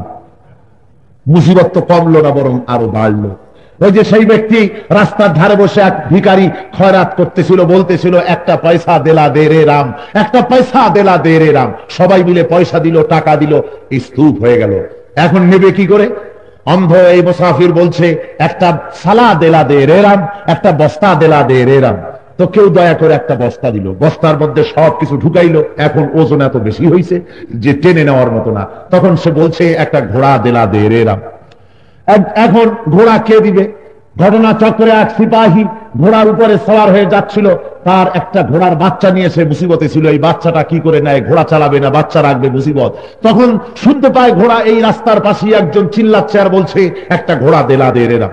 সিপাহী ঘোড়ার থেকে নেমেই ওই লোকটার পাছার উপরে দুটো বাড়ি মেরেছে। উঠেছে, স্যার কি করবো? এই ধর ঘোড়া, যে ঘোড়া চাচ্ছিল ধর ঘোড়া। ঘোড়া ধরেছে, কয় কি করবো? ঘাড়ে উঠা। ঘোড়ার বাচ্চা ঘাড়ে উঠালো, চল আমার সাথে। এখন ঘোড়ার বাচ্চা সাথে নিয়ে হাঁটতেছে, কষ্টে চোখ দিয়া পানি পড়ছে আর বলছে উল্টা সমঝিলিরা। আমি বলছিলাম যে ঘোড়া একটা তুমি দিবা, ঘোড়ার পিঠের উপরে সওয়ার হয়ে আমি পয়সা নিয়ে বাড়ি যাব, আর এখন জীবন্ত একটা ঘোড়া আমার কান্দের উপরে উঠাই দিলাম। পুঁজিবাদী শোষণের নির্যাতন থেকে বাঁচার জন্য তৈরি হয়েছিল সমাজতন্ত্র। লোকেরা ভেবেছিল খুব শান্তি পাবো, দেখলো শান্তি তো দূরের কথা, গোটা দেশটা জাহান্নাম হয়েছে, বিরাট জেলখানায় পরিণত হয়ে গিয়েছে, শান্তি নাই। সে কথা, সেই শান্তি সমাজতন্ত্রীদের সেই স্বর্গ কাহিনী আস্তে আস্তে করে পরে বলা যাবে। এখন আল্লাহ রাব্বুল আলামিন বলছেন যে ওরা এগুলিকে মনে করে যে খুব শান্তি পাবো। আল্লাহ বলেন এগুলি মরিচিকা। এগুলি কি? মরিচিকার মতো। অবিশ্বাসীদের মৃত্যু হবে অভিশপ্ত মৃত্যু। যারা নাকি আল্লাহকে অস্বীকার করেছে তাদের মৌত হবে কিসের মৌত? অভিশপ্তের মৌত। কিসের মৌত? জোরেগণ। আল্লাহ রাব্বুল আলামিন কোরআনে কারীমের মধ্যে ইরশাদ করেন, ইন্নাল্লাযীনা কাফারু ওয়া মাতু ওয়া হুম কুফফারুন উলাইকা লানাতুল্লাহি ওয়াল মালাইকাতি ওয়ান নাসি আজমাইন। যারা আমার সত্যকে অস্বীকার করেছে, আমার কোরআনের আইন যারা মানে নাই, আমি আল্লাহ কি যারা অস্বীকার করেছি, তাদের মৃত্যু হবে কুফরি অবস্থায়। যদি তাদের মৃত্যু হয়ে যায় তাহলে আল্লাহ বলেন গোটা আল্লাহর লানাত, ফেরেশতাদের লানাত, আর গোটা পৃথিবীর মানব মণ্ডলীর লানাত তাদের উপরে। জোরে বলেন নাউজুবিল্লাহ। গোটা বিশ্বের লানাত তাদের উপরে, যারা কুফরি অবস্থায় যারা মারা যায়, মহাসত্যকে অস্বীকারী অবস্থায় যারা মারা যাবে। কাফেরেরা এই ধরনের কুফরি যারা করবে, আল্লাহর আইনকে মানতে যারা অস্বীকার করবে, তাদের ব্যাপারে কোরআনে কারীমের এই কথাগুলি আপনাদের সামনে বলা হলো। আল্লাহ রাব্বুল আলামিনের পরে বলছেন, কুল্লিল কাদাবি আলি ফিরআউনা ওয়াল্লাযীনা মিন ক্বাবলিহিম কাযযাবু বিআয়াতিনা ফাআখাযাহুমুল্লাহু বিযুনুবিহিম ওয়াল্লাহু শাদীদুল ইকাব। এদের পরিণতি হবে ঠিক সেই ফেরাউন এবং সাথী সঙ্গীদের মতো। আর ফেরাউনের পূর্বে যারা এসেছিল, পূর্ববর্তী যারা আল্লাহর দ্বীনের সঙ্গে নাফরমানি করেছে, ওদের যে অবস্থা আল্লাহ করেছেন, বর্তমান যুগেও যারা কোরআনের আইনের সাথে বিরোধিতা করবে, আল্লাহ সেই হাসর ওদেরও করে দিবেন। পারবেন না আল্লাহ করতে? কি বলেন? জোরে বলেন, পারবেন না করতে? ফেরাউনকে যে আল্লাহ চুবায়ে মেরেছেন দরিয়ার ভিতরে, নমরুদকে যে আল্লাহ জুতা পেটা করে এই পৃথিবী থেকে মুছে ফেলেছেন, সেই আল্লাহ রাব্বুল আলামিন নাই? নাগের তুলনায় বয়স বেড়ে যাওয়ার কারণে চোখে কমটম দেখে। নাউজুবিল্লাহি মিন যালিক। আল্লাহ যেমন ছিলেন তেমন আছেন এবং ভবিষ্যতেও থাকবেন। সুতরাং ওদের পরিণতি আল্লাহ ওই ফেরাউন এবং তার সাথী সঙ্গীদের যেমন করেছিলেন, মহাসত্যকে যারা স্বীকার করবে তাদের অবস্থাও তাই করবে। সুতরাং আমার যুবক ছেলেরা, কলেজ ইউনিভার্সিটির ছাত্ররা, ভালো করে শুনে নাও, আল্লাহর আইনকে অস্বীকার করলে পরিণতি অত্যন্ত খারাপ হয়ে যাবে। মহান আল্লাহ রাব্বুল আলামিন বলেন, কুল লিল্লাযীনা কাফারু সাতুগলাবুনা ওয়া তুহশারুনা ইলা জাহান্নাম ওয়া বিইসাল মিহাদ। হে নবী, হে মুহাম্মদ সাল্লাল্লাহু আলাইহি ওয়াসাল্লাম, আপনি আপনার দাওয়াতকে যারা মেনে নিতে অস্বীকার করেছে তাদেরকে বলেন, সাতুগলাবুনা, সেদিন বেশি দূরে নয়। হে অবিশ্বাসীরা, হে মহাসত্যের অস্বীকারীরা, হে কোরআনের আইনের বিরোধিতাকারীরা, হে ইসলামী আন্দোলনের বিরোধী শত্রুরা, শুনে রাখো সাতুগুলা দূর, সেদিন বেশি দূরে নয় যেদিন তোমরা পরাজয় বরণ করবে আর ইসলাম বিজয়ের ভূমিকা পালন করবে। সেদিন বেশি দূরে নয়। আর ইসলামকে আল্লাহ একদিকে বুলন্দ করবেন, বিজয়ী করবেন, ওয়াতুহশারুনা ইলা জাহান্নাম, এবং তোমরা যারা ইসলামী আন্দোলনের বিরোধিতা করেছিলে তোমাদেরকে তাড়িত করা হবে জাহান্নামের দিকে। কোন দিকে? জোরে বলেন কোন দিকে? তোমাদেরকে তাড়িত করা হবে জাহান্নামের দিকে। ওয়াবিসাল মিহাদ, আর এটা হলো অত্যন্ত নিকৃষ্ট জায়গা, এর চাইতে খারাপ জায়গা জাহান্নামের মতো খারাপ জায়গা আর কিছুই হতে পারে না।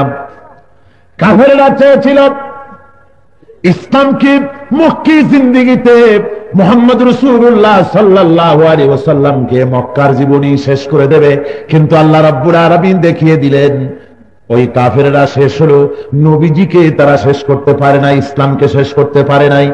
কোরআনে কারীমের মধ্যে আল্লাহ বলেন ইউরিদুনা লিয়ুতফিউ নূরাল্লাহি বিআফওয়াহিহিম ওয়াল্লাহু মুতিম্মু নূরিহি ওয়ালাউ কারিহাল কাফিরুন। ওরা চায়, ওই কাফিররা চায় মুখের ফু দিয়ে আল্লাহর আলোকে নির্বাপিত করে দেবে, দ্বীনকে বুঝায় দেবে, ইসলামকে মিটায় দেবে। আল্লাহ বলেন আমি আমার দ্বীনকে পূর্ণতা দান করব, তাতে কাফির বেঈমানদের মনের ভিতরে যত জ্বালা যন্ত্রণা হোক না কেন। জোরে বলেন সুবহানাল্লাহ, জোরে বলেন সুবহানাল্লাহ। আল্লাহ পূর্ণতা দান করবেন। কে করবেন পূর্ণতা দান? ওদের মনে যত জ্বালা যন্ত্রণা হোক। এ শব্দের অর্থ কি? এর অর্থ হলো ওরা ইসলামী আন্দোলন মানুক আর নাই মানুক, ইসলাম তার পূর্ণতার দিকে এগিয়ে যাবে। জোরে কোন আলহামদুলিল্লাহ। এই সামান্য একটা মাহফিল দিয়ে আপনারা দেখেন না, একটি মাহফিল থেকে দৃষ্টান্ত নেন আল্লাহ কিভাবে কামিয়াব করবেন। এই মাহফিলকে বন্ধ করার জন্য চেষ্টার কোনো কমতি করা হয় নাই, ঠিক কিনা? জোরে বলেন ঠিক কিনা? এই মাহফিলে যাতে লোক না হয় সেজন্য মাইকিং করতে দেওয়া হয় নাই। এই শহরে নানা ধরনের মাইকিং হচ্ছে, কিন্তু তাফসীরের মাহফিলের মাইকিং করতে দেয় নাই। শুধু তাই নয়, লোকেরা যাতে মাহফিল আসতে না পারে, আমার বক্তব্য শুনতে না পারে, সেজন্য আমি গ্রেফতার হয়েছি এ খবর ছড়ানো হয়েছে, গতকাল আপনারা এসে শুনেছেন। তারপরে নানা ধরনের অপবাদ অপপ্রচার ছাপায়া ঘরে ঘরে পৌঁছায় দেওয়া হয়েছে। চেষ্টা কি কম হয়েছে নাকি? চেষ্টা কম হয়েছে, কিন্তু তারপরেও আল্লাহ রাব্বুল আলামিন মাহফিলকে, কোরআনের ইজ্জতকে সরকলায় পূর্ণ করেছেন। জোরে বলেন সুবহানাল্লাহ। আল্লাহ রাব্বুল আলামিন এই কথাটিকে সূরা তাওবার মধ্যে আল্লাহ এভাবে বলতেছেন ইউরিদুনা আইয়ুতফিউ নূরাল্লাহি বিআফওয়াহিহিম ওয়া ইয়াবাল্লাহু ইল্লা আইয়ুতিম্মা নূরাহু ওয়ালাউ কারিহাল কাফিরুন। ওই কাফির বেঈমানেরা চায় আমার দ্বীনকে দুনিয়া থেকে মিটায় দেবে, আমার দ্বীন দুনিয়া থেকে নিশ্চিহ্ন করে দেবে। আল্লাহ বলেন আমি আমার দ্বীনকে পূর্ণতা দান করব, যতদিন পর্যন্ত দ্বীন পূর্ণ না হয় আমি কিছুতেই দ্বীন পূর্ণ না করে ছাড়বো না। জোরে বলেন সুবহানাল্লাহ। দ্বীনের পূর্ণতা আল্লাহ ওয়াদা করছেন আমি পূর্ণ করব। কার ওয়াদা? আল্লাহ রাব্বুল আলামিন বলছেন এই দ্বীনকে আমি পূর্ণতা দান করব, সুতরাং এটাকে কেউ ঠেকাতে পারবে না। ওরা চেয়েছিল মুহাম্মদ সাল্লাল্লাহু আলাইহি ওয়াসাল্লামকে হত্যা করবে, চায় নাই। কাফির বেঈমানেরা নবীজির ঘরের চতুর্দিকে দাঁড়ায় গেছে, আল্লাহ নবীকে বিদায় করে দেবে, হত্যা করবে, এজন্য ঘরের চতুর্দিকে দাঁড়ায় গেছে। হযরতে জিবরাইল গভীর রাত্রে হুজুরের কাছে এসে বলেন আসসালামু আলাইকা ইয়া রাসূলুল্লাহ, হুজুর আপনাকে আল্লাহ সালাম বলেছেন, আপনাকে হিজরতের জন্য মদিনার দিকে যাওয়ার জন্য আল্লাহ রাব্বুল আলামিন অর্ডার করেছেন, আপনার ঘরের চতুর্দিকে কাফির বেঈমানেরা আপনাকে হত্যা করার জন্য দাঁড়িয়ে আছে। নবীজি ঘরের থেকে বেরোলেন, চতুর্দিকে কাফের দাঁড়ানো, এক মুষ্টি বালু হাতে করে নিয়ে আসা, হাতের ওযু পরে দম করে ছেড়ে দিলেন। বালুগুলো চতুর্দিকে কাফেরদের চোখে চলে গেল। কাফেরেরা দুই আঙ্গুল দিয়ে চোখ রগড়াতে লাগলো, আর এই ফাঁকে আল্লাহ তাআলা হাবিবরে সরাইয়া দিলেন, একটা কাফেরও দেখতে পেল না। পরবর্তী সময় আল্লাহ রাব্বুল আলামিন নবীকে স্মরণ করিয়ে দিয়ে বলেন, ওয়া মা রামাইতা ইয রামাইতা ওয়ালাকিন্নাল্লাহ রামা। ও নবী, আপনি নিক্ষেপ করেন নাই, যখন আপনি নিক্ষেপ করেছিলেন আপনি তো শুধু কিছু বালু ছেড়ে দিয়েছিলেন, আর ঘরের চতুর্দিকে সমস্ত কাফেরদের চোখে বালুকণা পৌঁছে দেওয়ার দায়িত্ব আমার কুদরত গ্রহণ করেছিল। রাসূলকে হত্যা করতে, কিন্তু রাসূলকে হত্যা করা সম্ভব হয় নাই। হয়েছে? হয় নাই। রাসূলকে ওরা হত্যা করতে পারেনি, বরং আল্লাহ রাব্বুল আলামিন হুজুরকে তার সম্মান ও মর্যাদা গোটা বিশ্বব্যাপী দিয়েছেন। যে আবু জেহেল রাসূলকে মারতে চেয়েছিল, ওর গোষ্ঠী খতম হয়ে গিয়েছে, আজকে কেউ আবু জাহেলের বংশে বেঁচে নাই একথা বলার সাহস নিয়ে যে আবু জাহেল আমার নানার খালাতো ভাইয়ের শ্বশুর, আমি তার আত্মীয় একজন, একথা বলার সাহস আছে কারো? জোরে বলেন, সাহস আছে? কারো সাহস নাই। বরং ওর বাড়িতে, ওরে আল্লাহ বিদায় করেছেন, ওর বাড়িতে হাজার খানেক পায়খানা বানায় দেওয়া হয়েছে। দুনিয়ার মুসলমানেরা হজ করতে যায় আর মনের সুখে ওর বাড়িতে পায়খানা করে আসে। ইতিহাসে নিন্দনীয় হয়ে, চিত্রিত হয়ে থাকবে যতদিন এই পৃথিবী বেঁচে থাকবে। তাকে আল্লাহ শেষ করেছেন। ইসলামের শত্রুদেরকে এভাবে আল্লাহ বিদায় করেন। ইসলামের সাথে যারা শত্রুতা পোষণ করেন আর ইসলামের সপক্ষে যারা কাজ করেন, আল্লাহ তাদেরকে ইজ্জত বাড়িয়ে দেন। জোরে বলেন সুবহানাল্লাহ।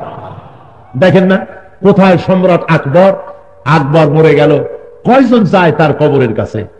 আর সে সম্রাট আকবর ছিল দিল্লীশ্বর যাকে বলা হয়, হ্যাঁ, ওদের কথায় বলা হয় দিল্লীশ্বর, আকবরে আজম।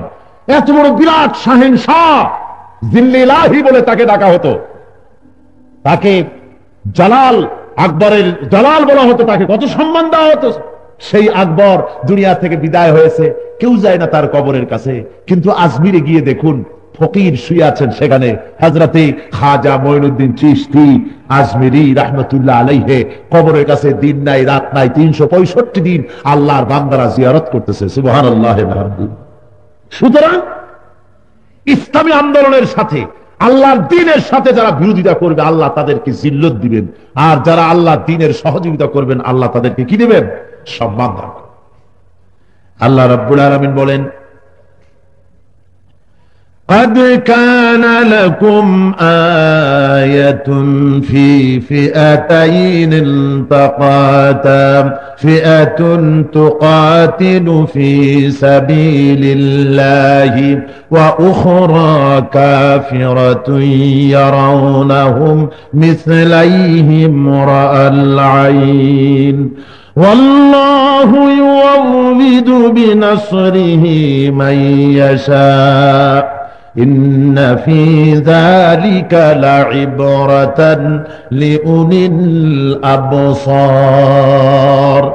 সেই দুই দল লোকেদের মধ্যে ওদের শিক্ষণীয় অনেক নিদর্শন ছিল। যে দুই দল বদরের প্রান্তরে যুদ্ধে লিপ্ত ছিল, ফিআতুন তুকাতিলু ফি সাবিলিল্লাহ, এক দল লড়াই করতেছিল আল্লাহর পথে, ওয়া উখরা কাফিরাতুন, আর এক দল ছিল কাফের।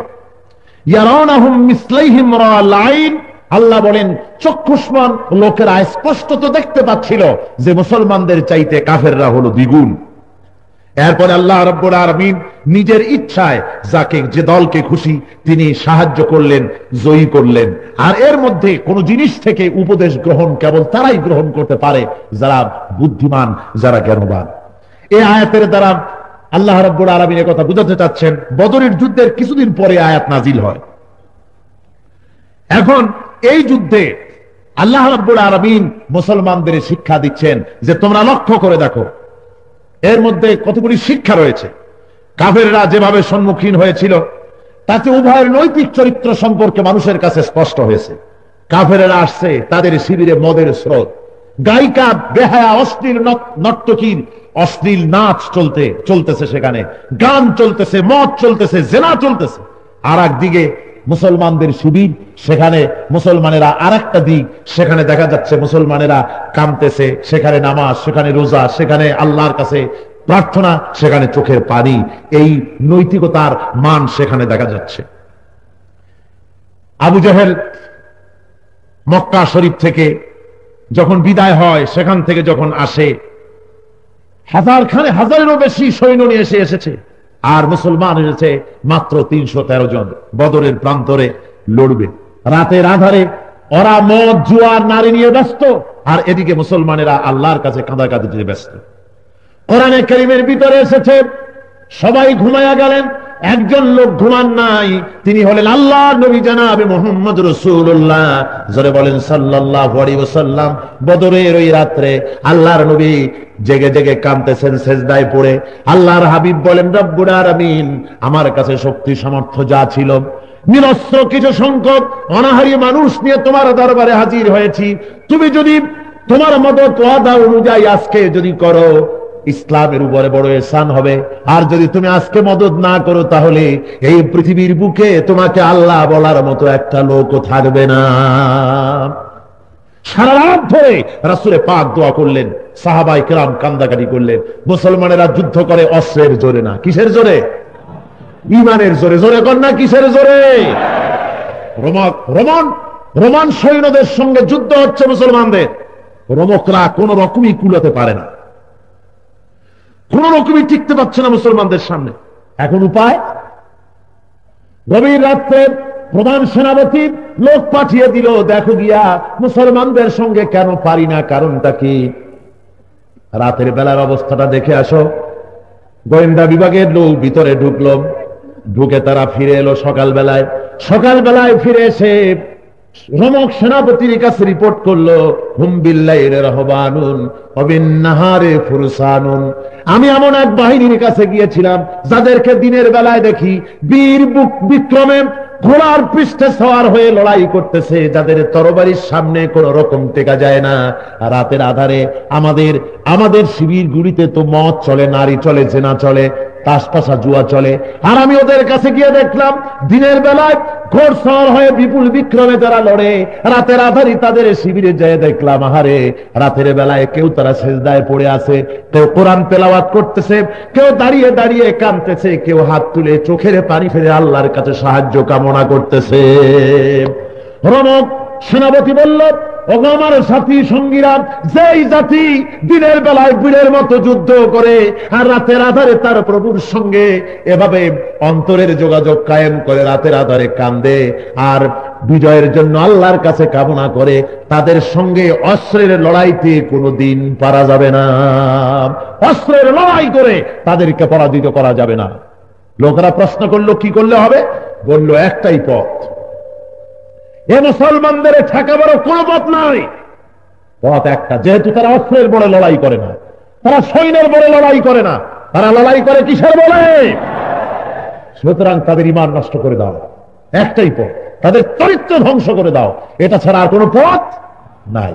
সেই চরিত্র ধ্বংসের পালা সেই দিন থেকে চলে আসছে আজ পর্যন্ত। আমার ছেলেদেরকে ঈমান নষ্ট করে দেওয়ার পরিকল্পনা সব জায়গায় চালু আছে না? আমাদের ছেলেদের যদি চরিত্র থাকতো, 10 কোটি তৌহিদি জনতার দেশ, এদেশে ইসলাম হবে না তো কোথায় হবে? পৃথিবীতে কোন জমিনে ইসলাম হবে এখানে যদি না হয়? বরং গোটা পৃথিবী সম্পর্কে আমার যা রিডিং, আমার ক্ষুদ্র অবজারভেশন, সমগ্র বিশ্ব যতটুকু আমি দেখেছি, যত দুনিয়ার যত এলাকা আমি দেখেছি, আমার বিশ্বাস 16 আনা ইসলাম, পরিপূর্ণ ইসলাম পৃথিবীতে কোথাও যদি প্রতিষ্ঠা লাভ করে তাহলে তো অবশ্যই সর্বপ্রথম আল্লাহ রহমতে বাংলাদেশে হবে। এই ইসলামী বিপ্লব ত্বরান্বিত হতো যদি আমার ছেলের চরিত্র ভালো থাকতো। আমার সমস্ত ছেলেগুলির চরিত্র ভালো থাকলে সে বিপ্লব অতি তাড়াতাড়ি হয়ে যেত, ঠিক কিনা কম? কিন্তু ওরা জানে আমার ছেলেগুলি ঈমান নষ্ট না করে দিলে তারা জয়ী হতে পারবে না, তাই তারা কি করে? আমার ছেলেগুলির হাতে অস্ত্র তুলে দেয়, ঠিক কিনা কম? আমার ছেলেগুলির হাতে নারী দিয়ে দেয়, তাদের মদ জুয়া জেনাবে বিচারের পথ উন্মুক্ত করে দেয়। ছেলেদের হাতে আজকে খুন উঠেছে, চাইনিজ কুড়াল পকেটে। হায় হায়, ছাত্রদের দেখলে যেখানে কলেজায় সুখ আসবে সেখানে তাদের চেহারা সারা রাত কি যেন খাইয়া চোখ দুইটা থাকে লাল, বিরাট চুল, বড় বড় নখ, তারপরে দুই দিক থেকে চুল কামানো, অথবা পিছনের দিকে সামনের চাইতে চুল অনেক বড়, যেগুলাকে মডার্ন নাম রাখা হয়েছে পাঙ্ক। এই ছেলে অধিপার্শ্বে রাস্তায় চলতে গেলে যদি দেখা হয়, মানুষেরা কয় আল্লাহ কোন রকম করে বাঁচাও, 2 জগ পানি খাইলে কোন রকম কলিজা ঠান্ডা হয়।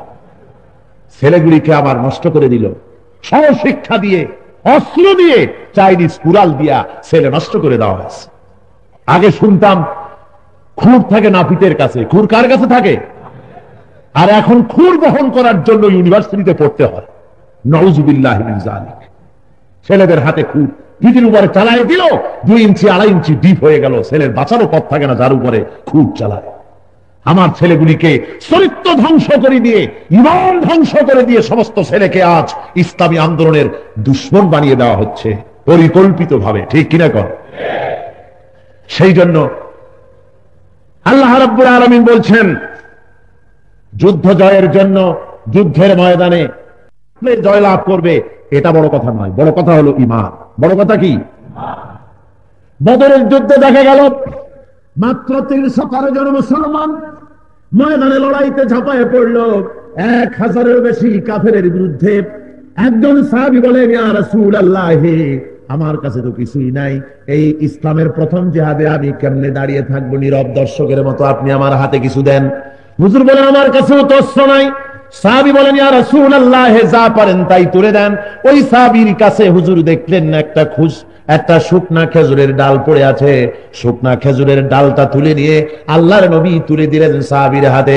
সাহাবী বলেন, শুকনা ডালটা নিয়ে আমি যখন কাফিরদের ভিড়ে ঝাঁপায়া পড়লাম, তখন ওই শুকনা ডাল দিয়া আমি যখন আঘাত হানলাম, ধারালো তরবারি দিয়ে আঘাত করলে যে কাজ হয়, রাসূলের দেওয়া শুকনা খেজুরের ডালের আঘাতে কাফের দ্বিখণ্ডিত হয়ে জমিনের উপরে পড়ে গেছে। মহান আল্লাহ রাব্বুল আলামিন বলেন, ওয়ালা তাহিনু ওয়ালা তাহজানু ওয়া আনতুমুল আ'লাউনা ইন কুনতুম মুমিনিন। কোনো ভয় নাই, কোনো চিন্তা নাই, মুমিন যদি হও আমি তোমাদেরকে জয়ী করব। এ ওয়াদা কার? আল্লাহর ওয়াদা, আমি জয়ী করব। কানুজ দুর্গে লড়াই হচ্ছে, দীর্ঘদিন যুদ্ধ চলছে, খায়বারের যুদ্ধ। কাবুস মুসলমানদের হাতে আসতেছে না। এশার নামাজের পর আল্লাহর নবী বললেন, আগামী কাল এমন এক ব্যক্তির হাতে ইসলামের ঝান্ডা দেওয়া হবে, যার হাতে কাবুস দুর্গ দখল হবে। আল্লাহ এবং আল্লাহ রাসূল তাকে বেশি ভালোবাসেন, এবং সে ব্যক্তি আল্লাহ এবং আল্লাহ রাসূলকে সবচেয়ে বেশি ভালোবাসেন। হযরত আবু বকর ওমর রাদিয়াল্লাহু তাআলা আনহুমা তারা বলেন, সারা রাত আমরা আল্লাহর কাছে কেঁদেছিলাম, আয় আল্লাহ, নবীজির ওই কথা মতো আমি যেন ওই ব্যক্তি হতে পারি। ফজরের নামাজের পরের দিন ফজরের অর্থে আল্লাহর নবী বলেন, ওগো সাহাবীরা, তোমরা তো সবাই এসেছো, কিন্তু আমি আলীকে দেখি না, আলী গেল কোথায়? ওনারা বলেন, হযরত আলীর চোখ উঠেছে তাই আসতে পারেন নাই। হুজুর বললেন, তারে নিয়ে আসো। 2 জন সাহাবীর কাঁধের উপরে ভর দিয়া হযরত আলী এলেন। নবীজি মুখের থেকে থুতু মোবারক বার করে হযরত আলীর চোখে লাগিয়ে দিলেন। সঙ্গে সঙ্গে হযরত আলী আগের চাইতে ভালো দৃষ্টি শক্তি সম্পন্ন হয়ে গেলেন। নবীজি হযরত আলীর হাতে তরবারি দিয়া বলেন, আলী রে, এই নাও জুলফিকার, আজকের ময়দানের মুজাহিদ সিপা সালার, তুমি চলে যাও ময়দানে। হযরত আলী রাসূলের হাতের দেওয়া তরবারি নিয়ে ময়দানে ঝাঁপিয়ে পড়লেন। কাফেরদের নেতৃত্ব দিতেছিল মুরাহাব। হযরত আলীকে দেখে বলে, আলী রে, এ ময়দানে তুমি কেন এলে? তোমারে আমি স্নেহ করি, তুমি কি জানো না আমি মুরাহাবের সামনে আজ পর্যন্ত কোন নেতা এসে কল্লা দেহের সাথে নিয়ে যেতে পারে নাই, শেষ হয়ে গেছে সব। তুমি যদি তোমার ছেলেকে এতিম করতে না চাও, তোমার স্ত্রীকে যদি বিধবা করতে না চাও, তুমি সরে যাও, অন্য কাউকে পাঠাও। হযরত আলী বলেন, মুরাহাব রে, আরে তুই ভয় দেখাস? তোর মতো কাফেরকে দুনিয়ার আর কয়েকটা কাফেরই ভয় করতে পারে। আমার পরিচয় কি তুই জানিস? আমি তো শুধু আলী নই, বরং আমি আসাদুল্লাহিল গালিব, আমি আল্লাহ রাব্বুল আলামিনের বাঘ। আল্লাহ আমাকে তামাম দুনিয়ার সমস্ত কাফেরদের জন্য বাঘ বানাইয়া পাঠাইছে। সুতরাং আমি তোকে পরোয়া করি না। কথাবার্তা দিয়ে নয়, শক্তির মাধ্যমে পরীক্ষা হোক। লড়াই শুরু হয়ে গেল। মুরাহাবের তরবারির আঘাতগুলি শেখ আলী তার তরবারি দিয়ে রণকৌশলে উড়িয়ে দিতে লাগলেন। হযরত আলী এবার বলেন, মুরাহাব তুই এবার তৈরি হয়ে যা আমার আঘাত সহ্য করার জন্য। মুরাহাব দুই পাও জমিনের উপরে জমাই দিয়ে দাঁড়ায় গেল, বলল আঘাত দিতে পারো। হযরত আলী আল্লাহর নাম করে ইসলামের দুশমনকে বিদায় করার জন্য তরবারি দিয়ে এমন জোরে আঘাত মারলেন, আঘাতের চোটে মুরাহাবের মাথা থেকে শুরু করে বডিটা দুই টুকরা হয়ে মুরাহাবের শরীর দুই দিকে পড়ে গিয়া হযরত আলীর তরবারিখানা সম্পূর্ণ জমিনের মধ্যে ঢুকে গেছে। কামুজ দুর্গ মুসলমানের হাতে এসে গেল। পরের দিন রাসূল পাক সাল্লাল্লাহু আলাইহি ওয়াসাল্লাম জিজ্ঞেস করেন, আলী রে গতকাল তুমি কি দিয়ে লড়াই করেছিলে, ঢাল পেলে কোথায়? হযরত আলী বলেন, হুজুর ঢালের প্রয়োজন যখন দেখা দিল ওই কামুজ দুর্গের লোহার কবাটটা ছিঁড়ে নিয়ে বাম হাতে ধারণ করে লড়াই করেছি। হুজুর বলেন, আলী রে লোহার কবাট মানুষে ধারণ করে কেমনে যুদ্ধ করে আমাদের একটু দেখাও। হযরত আলী গতকালের মতো তাচ্ছিল্য ভরে বাম হাত দিয়া ধরেছেন, জোরে নাড়া দিয়েছেন, নাড়াতে পারলেন না। বাম হাত ছেড়ে দিয়ে ডান হাত দিয়া ধরলেন, নাড়াতে পারলেন না। এবার ডান বাম দুই হাত দিয়া এমন জোরে টান মেরেছেন শেরে খোদা আলী, যাতে করে হযরত আলীর প্রত্যেকটা লোমকূপ থেকে ঘাম বেরিয়ে গেল। এই লোহার কবাট 1 ইঞ্চিও নাড়াতে পারেন নাই। লজ্জায় মুখখানা লাল হয়ে গেল আলী। রাসূল পাক বলেন, আলী রে লজ্জা পাওয়ার কোনো কারণ নাই। লোহার কবাট তুমি মানুষের শক্তি দিয়া উঠাইতে পারো নাই, বরং আল্লাহ রাব্বুল আলামিন তার দ্বীনকে বিজয়ী করার জন্য তোমার ভিতরে আল্লাহ রাব্বুল আলামিন ক্ষমতা দান করে দিয়েছিলেন। ভাইরা আমার, এই জন্য মুসলমানেরা শক্তির বলে লড়াই করে না, অস্ত্রের বলে করে না। মুসলমানেরা লড়াই করে না, তারা সৈন্য বলেন, সৈন্য বেশি থাকার কারণে লড়াইতে তারা যেতে না, লড়াই করে আল্লাহর দ্বীনের জন্য। আর তারা লড়তে বিজয় লাভ করে, তারা জয়ী হয় একমাত্র ঈমানের কারণে, আল্লাহর রহমত দিয়া, শক্তি দিয়ে। সৈন্য বেশি থাকা অবস্থায় লড়ে তারা কখনো জিততে পারে না যদি ঈমান না থাকে। যেমন আল্লাহ রাব্বুল আলামিন দেখিয়ে দিলেন বদরে যাওয়ার সময় আবু জেহেল আল্লাহ রাব্বুল আলামিনের গিলাফ শরীফ ধরে, কাবা শরীফের গিলাফ শরীফ ধরে বলেছিল, হে এই ছোট খোদাদের বড় খোদা, এই কাবা ঘরে যত খোদা আছো এই খোদাগুলির বড় খোদা তুমি যিনি, আমি যেতেছি বাতিলের বিরুদ্ধে লড়াই করতে। হে খোদা, আমাদের দুই দলের মধ্যে যে বাতিল দুনিয়া থেকে তারে মিটাইয়া দিও। কার দোয়া এটা? আবু জেহেলের দোয়া। ওর ধারণা মুহাম্মদ সাল্লাল্লাহু আলাইহি ওয়াসাল্লাম ছিলেন বাতিল, নাউজুবিল্লাহি মিন যালিক, আর ও ছিল হক। ও বলছে আমাদের দুই দলের মধ্যে না হক যেটা দুনিয়া থেকে মিটাইয়া দিও আল্লাহ। আল্লাহ কয় যা, দোয়া কবুল হয়ে গেছে। আর ঠিক মতো আল্লাহ সময় মতো বিদায় করে দিলেন। ভাইরা আমার, মুসলমানেরা লড়ে আল্লাহর জন্য। কার জন্য লড়ে? সাহাবায়ে কেরাম রক্ত দিলেন কার জন্য? আল্লাহর নবী নিজে রক্ত দিলেন কার জন্য? আল্লাহর জন্য, ইসলামের জন্য। সুতরাং আল্লাহ কোরআনের মধ্যে বলেন, আল্লাযীনা আমানু ইউকাতিলুনা ফি সাবিলিল্লাহ, যারা নাকি ঈমানদার তারা লড়াই করে আল্লাহর জন্য, আল্লাহর পথে, আল্লাহর আইনকে প্রতিষ্ঠার জন্য তারা সংগ্রাম করে, লড়াই করে। যারা ঈমানদার কেবলমাত্র তারাই লড়ে আল্লাহর দ্বীন কায়েমের জন্য।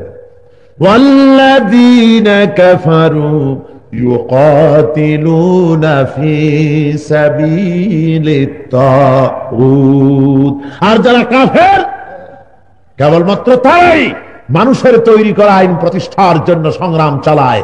জোরে কোন নাউজুবিল্লাহ। আমি কি আমার মন গড়া কথা বললাম? আমার বাপের কথা? আমার 14 গোষ্ঠীর কথা? কার কথা শোনালাম? ও কলেজের ছাত্ররা, ইউনিভার্সিটির ছাত্ররা, কৃষক, শ্রমিক, মেহনতি জনতা, ছাত্র, শিক্ষক, যারা মানুষের তৈরি করা আইন ও কানুনের পেছনে যারা চলো, যারা মানুষের তৈরি করা আইনকে প্রতিষ্ঠা করতে চাও, যারা সমাজবাদ, কমিউনিজম, ধর্মনিরপেক্ষতাবাদ যারা এই জমিনে কায়েম করতে চাও, তারা শোনো, আল্লাহ কোরআনে কারীমের মধ্যে বলছেন, ওয়াল্লাযীনা কাফারু ইউকাতিলুনা ফি সাবিলিত তাগুত, কেবলমাত্র যারা কাফের, ভালো করে শুনুন, শুধু তাই আল্লাহর দেওয়া আইন বাদ দিয়া মানুষের তৈরি করা তন্ত্র মন্ত্র আর মতাদর্শ প্রতিষ্ঠার পথে লড়াই করে, সংগ্রাম করে। জোরে কর নাউজুবিল্লাহ, আরো জোরে কর নাউজুবিল্লাহ।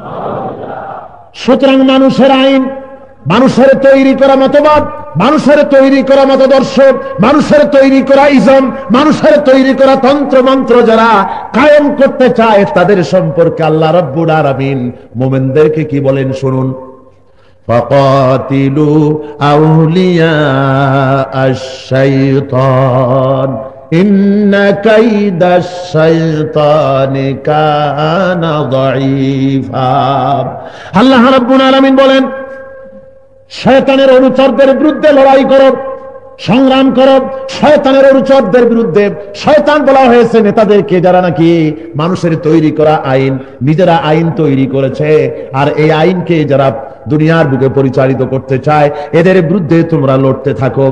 তোমরা মনে করো না ওদের কাছে বুঝি অনেক শক্তি আছে, বাইরের থেকে বোঝা যায় বহুত শক্তি, হ্যাঁ বোঝা যায় বহুত শক্তি, অস্ত্র আছে, বিদেশি শক্তির সমর্থন আছে, সাহিত্য আছে, ম্যাগাজিন আছে, নাটক আছে, বহুত কিছু তাদের হাতে। আর শহর দিয়ে চলতে গেলে শুধু স্লোগান আর স্লোগান লেখা, অমুক তন্ত্র, অমুক মন্ত্র, অমুক মতাদর্শ, অমুক মতবাদ, এছাড়া কোনো উপায় নাই। কি বলেন, আছে না সব লেখা আছে না? মনে করবেন না যে ওরা বুঝি সব দেশ ছেয়ে গেছে। ওই যে আমি বলে থাকি, বিলের মধ্যে পুকুরের মধ্যে বিরাট পুকুর, এরকম লাভালাভি হচ্ছে বহুত মাছ, লোকেরা মনে করে বহুত মাছ বুঝি, শেষে জাল ফেলাইয়া সারা বিল তালাশ করে দেখে দুইটা কি তিনটা খলসা মাছ মাত্র, আর কিছু না। সারা শহরে এ জাতীয় তিনটা চারটা এ ধরনের কিছু ছেলে পেলে বুঝতে না পেরে দেওয়ালে দেওয়ালে তারা সমাজতন্ত্রের স্লোগান লিখতেছে, কমিউনিজমের স্লোগান লিখছে। আল্লাহ বলছেন, ইন্না কাইদাশ শাইতানে কানা দাঈফা। শয়তানের চক্রান্ত আসলে দুর্বল। শয়তানের চক্রান্ত আসলে কি? আরো জোরে বলুন। সাহস নিয়ে যদি এগিয়ে আসতে পারো, একটি ধাক্কার প্রয়োজন। একটি কিসের দরকার? একটি প্রচন্ড ধাক্কার প্রয়োজন। 1000 চোর আর একটা কেড়ে। 1000 চোর এসেছে বাড়ি, বাড়িওয়ালা যুবক ছেলে জানালাটা দাম করে খুলে মুখ বার করে যদি বলে খেয়ে, বলার সাথে সাথে হাতের অস্ত্রপাতি ফালায় ধুয়ে দৌড়াবে না? জোরে বলেন, দৌড়াবে না? দৌড়াবে কেন? কারণ হলো ওরা চোরেরা 1000 হলেও ওরা জবরদখলকারী, চুরি করতে আসছে। ওরা কি করতে আসছে? চুরি করতে আসছে। মনটা দুর্বল। আর যে ব্যক্তি কেড়ে বলেছে, ও বাড়িটা তার, ও বাড়িটা কার? বাড়িওয়ালা, সেই জন্য তার শক্তি বেশি। সুতরাং এ জমিন হলো আল্লাহ। এ জমিন কার? এই আমার সামনে কয়েকজনের দৃষ্টিতে আল্লাহর, আর দূরে দূরে যারা আছেন, দাঁড়ায় আছেন, বসে আছেন, তাদের দৃষ্টিতে জমিনটা বুঝি আল্লাহর না? তাহলে জোরে সোরে চিল্লায় কমতে জমিনটা কার? সুতরাং সেই আল্লাহর জমিনের জন্য যদি আপনি সংগ্রাম করেন, আল্লাহ রাব্বুল আলামিন আপনাকে অবশ্যই সহযোগিতা করবেন, সাহায্য করবেন, এতে কোনো সন্দেহ নাই। আছে নাকি কোনো সন্দেহ? ভাইরা আমার, আল্লাহ রাব্বুল আলামিন এরপরে বলতেছেন, আল্লাহ রাব্বুল আলামিন বলেন, যুজ্জিনা লিন-নাসি হুব্বুশ শাহাওয়াতি মিনান নিসাই ওয়াল বানিনা ওয়াল কানাতিরিল মুকান্তারাতি মিনাজ যাহাবি ওয়াল ফিদ্দাতি ওয়াল খাইলিল মুসাওওয়ামাতি ওয়াল আনআমি ওয়াল হারস ذلك متاع الحياة الدنيا والله عنده حسن المآب। আল্লাহ রাব্বুল আলামিন বলছেন, মানুষের কাছে মনোপুত তাদের নারী, সন্তান, স্বর্ণরৌপ্যের স্তূপ, বাছাই করা ঘোড়া, চতুষ্পদ জানোয়ার, গৃহপালিত পশু, কৃষি জমি, এগুলি এই পৃথিবীর সাময়িক কিছু, সাময়িকভাবে কিছু এই পৃথিবীর ক্ষণস্থায়ী সামগ্রী। ওয়াল্লাহু ইনদাহু হুসনুল মাআব, আর আল্লাহর কাছে রয়েছে এর চাইতে উন্নত আশ্রয়, এর চাইতে ভালো ভালো নিয়ামত। মানুষের দুর্বলতা কোথায় আল্লাহ খুব ভালো করে জানেন। এই পৃথিবীর মানুষের কাছে ভালোবাসার বস্তু হলো তার নারী, তার সুন্দরী স্ত্রী, এটা হলো তার কাছে খুবই প্রিয়। তারপরে তার সোনা রূপা, বাছাই করা ঘোড়া, তার কৃষি জমি, এগুলি হলো তার কাছে সবচেয়ে বেশি প্রিয়। আল্লাহ বলেন, قل أنبئكم بخير من ذلكم للذين اتقوا عند ربهم جنات تجري من تحتها الأنهار خالدين فيها وأزواج مطهرة ورضوان من الله والله بصير بالعباد আল্লাহ রাব্বুল আলামিন বলছেন, হে নবী, হে মুহাম্মদ সাল্লাল্লাহু আলাইহি ওয়াসাল্লাম, আপনি বলুন, আমি কি তোমাদেরকে এর চাইতেও ভালো জিনিসের খবর দেব? লক্ষ্য করুন, মানুষেরা ভালোবাসে নারী, সন্তান সন্ততি, তারপরে কৃষি জমি, বাড়িঘর, সোনা রূপা, এগুলি তো মানুষে ভালোবাসে। আল্লাহ বলছেন, নবী আপনি বলেন যে এর চাইতেও ভালো জিনিসের খবর কি আমি তোমাদের দেব? সেগুলি কি? আল্লাহ বলছেন, আপনি বলে দেন, এর চাইতেও ভালো জিনিস হলো লিল্লাযীনা তাকাউ ইনদা রাব্বিহিম জান্নাতুন তাজরি মিন তাহতিহাল আনহার। সেটা হলো যারা আল্লাহর উপরে, আল্লাহ খোদাভীতি যাদের মধ্যে প্রবেশ করেছে, তাকওয়ার সৃষ্টি যাদের মধ্যে হয়েছে, যারা মুত্তাকি, তাদের জন্য রয়েছে জান্নাত, যার পাদদেশে ঝর্ণা ধারা প্রবাহিত, এবং তারা চিরস্থায়ীভাবে সেখানে বসবাস করবে। আর তারা পাবে সেখানে পবিত্রা স্ত্রী সঙ্গী হিসাবে পাবে, ওয়ারিদওয়ানুম মিনাল্লাহ, আর সর্বোপরি তারা আল্লাহর সন্তুষ্টি লাভে ধন্য হবে। আর আল্লাহ তার বান্দাদের প্রতি গভীর দৃষ্টি রাখেন। এ হলো আয়াতের অর্থ। এখন সোনা রূপা, টাকা পয়সা, ইসলামী আন্দোলন যারা করেন তাদের জন্য এই অংশটি অত্যন্ত জরুরি। যারা ইসলামী আন্দোলনে বিশ্বাসী, যারা মনে করেন এই জমিনে আল্লাহর দেওয়া বিধান আমার জান মাল সকল কিছুর বিনিময়ে প্রতিষ্ঠা করতে হবে, তাদের জন্য এইখানকার আলোচনা খুবই জরুরি। আল্লাহর নবী বলছেন, আল্লাহ বলছেন, নবী আপনি বলেন যে সব কিছুর চাইতে অধিক মূল্যবান জিনিসের খবর আমি কি তোমাদের দেব? অবশ্যই দেব। সেগুলি কি? সেগুলি হলো, সেটা হলো তাকওয়া, মুত্তাকি। এই তাকওয়া হলো আল্লাহর প্রতি ভয় এবং মহব্বত থেকে তৈরি করা মানসিক এক অবস্থার নাম। আমরা মুত্তাকি মনে করি কাকে? পরেজগার মুত্তাকি লোক মনে করা হয় তাকে যে দাঁত মাজারও সময় পায় না, সবসময় জিকির আজগার এত বেশি করে যে দাঁতে ময়লা থাকে, দাড়ি আর চুল আশ্রাইবার সময় পায় না, মাথায় চুলে জট পড়ে গেছে, তারপরে জামা কাপড়ে এত গন্ধ যে ধার দিয়েও হাঁটা যায় না। লোকেরা মনে করে খুব পরেজগার, এত বুজুর্গ যে জামা কাপড় ধোয়ারও সুযোগ পায় না, বুঝলেন? মাথায় জট হয় আর মনে করে একেবারে গসকুতুব হয়ে গেছে, জোরে কন্যা উজুবিল্লাহ। আর জট হইল তো শয়তান হয়ে গেল। জটের মধ্যে সে যখন নাপাক হবে, চুলের গোড়ায় তো পানি পৌঁছানো দরকার ছিল, তো পানি তো সে তো গোসলও করলো না, বা করলেও এই জটের গোড়ায় তো পানি পৌঁছালো না, চিরটা কাল নাপাক থাকলো, চিরকাল কি থাকলো? নাপাক, শয়তান হয়ে রইল। সুতরাং লোকেরা ভাবে দাঁতে ময়লা, দাড়িগুলি অবিন্যাস্ত, একটা রয়েছে আপনার খাতুনগঞ্জের দিক, আর একটা আছে পতেঙ্গার দিক, মানে যা মনে লয় তা। কেউ তো দাড়ি ছাড়িয়ে দিল জনমের মতো, রবি ঠাকুরের মতো একেবারে হাঁটুর তলে চলে যাক। কেউ চাইলো ম্যাক্সিম গোর্কির মতো অথবা কার্ল মার্কসের মতো দাড়ি মোষ সবগুলা একাকার হয়ে যাক, যাতে মুখও ঠিক না ঠিক পাওয়া না যায়। মোষ রাখলো জনমের মতো, এত বড় মোষ, যে জনমের মতো মোটা মোষ, ঘন মোষ। এই জনমের মতো বিশাল মুচ্চা মেয়ারা যদি ঘন ডাইল খায় আর যদি মুখ না ধোয়, তাহলে বোঝেন যে কি খাইছে বলে মনে হবে। অবস্থাটা কি? এগুলোকে মনে করে যে সাংঘাতিক রকমের বুজুর্গ। আশ্চর্য কথা, তাকে আর কি ভুল অর্থ করা হয়েছে, নাউযুবিল্লাহি মিন যালিক। আসলে মুত্তাকি কারে বলে, এর ব্যাখ্যা কার কাছ থেকে নেব? আল্লাহর কাছ থেকে। জোরে বলেন, কার কাছ থেকে? আল্লাহর কাছ থেকে নিতে হবে। খুবই গুরুত্বপূর্ণ কথা আপনাকে বুঝতে হবে। ইমানের দাবি হলো প্রত্যেক মুমিনকেই, মুমিনের দিলে তাকওয়া সৃষ্টি হতে হবে, এটা ইমানের দাবি। ইমানের দাবি কি? তাকওয়া। আর এই তাকওয়া হবে আল্লাহর প্রতি মহব্বত আর ভয়, এই দুটির মাঝখান থেকে একটি মানসিক অবস্থা, তার নাম হলো তাকওয়া। সেই তাকওয়া কাকে বলে এবং মুত্তাকি লোকের কোয়ালিটি কি, মুত্তাকি কারে বলে, তা আমাদের জানা দরকার। মুত্তাকি লোকদের মধ্যে কয়টা কোয়ালিটি হবে, সেগুলি আমাদের মধ্যে আছে কিনা, এই কথাই আমি এখন বলবো কোরআন থেকে ইনশাআল্লাহ। আল্লাহ রাব্বুল আলামিন তাকওয়ার বিষয় বলতে গিয়ে কোরআনের ভিতরে বলতেছেন, ইয়া আইয়ুহাল্লাযীনা আমানুত্তাকুল্লাহা হাক্কা তুকাতিহি ওয়া লা তামুতুন্না ইল্লা ওয়া আনতুম মুসলিমুন। একটু জোরে সরে জিকির করেন, লা ইলাহা ইল্লাল্লাহ। আরো জোরে, লা ইলাহা ইল্লাল্লাহ, লা ইলাহা।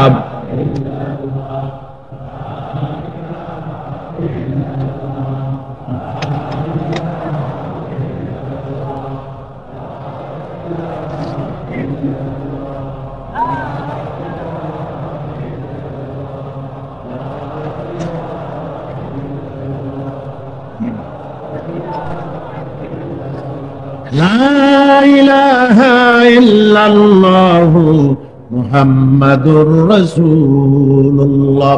আল্লাহ রাব্বুল আলামিন বলেন, হে বিশ্বাসীরা, তোমরা আল্লাহকে ভয় করো, যতটা ভয় করা উচিত সেইভাবে ভয় করো। আর যতক্ষণ পর্যন্ত মুসলমান না হবে ততক্ষণ পর্যন্ত কবরে এসো না। আল্লাহকে ভয় করার যতটা উচিত ততটা ভয় করতে হবে। এই তাকওয়া ছাড়া আল্লাহর কাছে আর কিছুই যায় না। আপনারা যে গরু জবাহ করেন কোরবানির মৌসুমে, কোরবানি ঈদুল আজহায় যে গরু কোরবানি করেন, এই গরুর গোশত চামড়া আল্লাহর কাছে যায় না, যায় নাকি? আপনাদের এলাকায় বিশেষ করে চট্টগ্রামে, বিশেষ করে চিটাগাঙে বহু দামের গরু জবাহ করা হয়। আর বিরাট দাম দিয়ে গরু কিনে সেই গরুর গলায় মালা টালা পরাইয়া শহরের মধ্যে ঘুরানো হয়। এরকম হয় নাকি? মনে রাখতে হবে, আপনার এই গরুর চামড়া, গোশত, গিলু, কলজা এ কিছু কি আল্লাহর কাছে যায়? মহান আল্লাহ বলেন, লা ইয়ানালাল্লাহু লুহুমুহা ওয়ালা দিমাউহা ওয়ালাকিন ইয়ানালুহুত তাকওয়া মিনকুম। আল্লাহ রাব্বুল আলামিনের কাছে কোরবানির জন্তুর গোশত যায় না, চামড়া যায় না, কিছুই যায় না, যায় শুধু তাকওয়া। তোমার পরহেজগারি, তোমার তাকওয়া, কি উদ্দেশ্য কোরবানি করেছো এটাই যায়। আল্লাহকে কি পরিমাণ ভয় করেছো, ভয় করে করেছো, এটা হলো সেই বিষয়। তাকওয়া মানুষের মর্যাদার মাপকাঠি হয় তাকওয়া, আর কোনো বিষয় মর্যাদা হয় না। আল্লাহ বলেন, ইন্না আকরামাকুম ইনদাল্লাহি আতকাকুম। তোমাদের মধ্যে সেই ব্যক্তি আল্লাহকে, আল্লাহর কাছে মর্যাদা সম্পন্ন যে ব্যক্তি তোমাদের মধ্যে আল্লাহকে সবচাইতে বেশি ভয় করে। বেশি কি করে?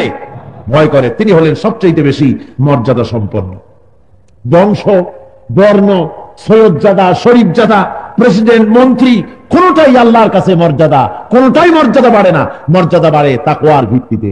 যার কারণে দেখুন, কোন প্রেসিডেন্ট বা জেনারেল যদি মসজিদে নামাজ পড়তে যায়, আর তার সামনের কাতারে যদি কোনো সলিমুদ্দি, বসিরুদ্দি যদি ঠেলাওয়ালা গিয়া যদি দাঁড়ায়, সেজদার সময় ঠেলাওয়ালা বসিরুদ্দির পাও গিয়া যদি জেনারেল সাহেবের মাথায় বা প্রেসিডেন্টের মাথা যদি টাচ করে, নামাজের শেষে জেনারেল প্রেসিডেন্ট সাহেব নামাজ শেষ করে বলতে পারেন নাকি, বেটা বসিরুদ্দি ঠেলাওয়ালা, নামাজের মধ্যে তোর পা এসে লেগেছে আমার মাথায়, তোর ঠেলা শুদ্ধ আমি তোরে হাবিয়া দোজখে পাঠায় দেব।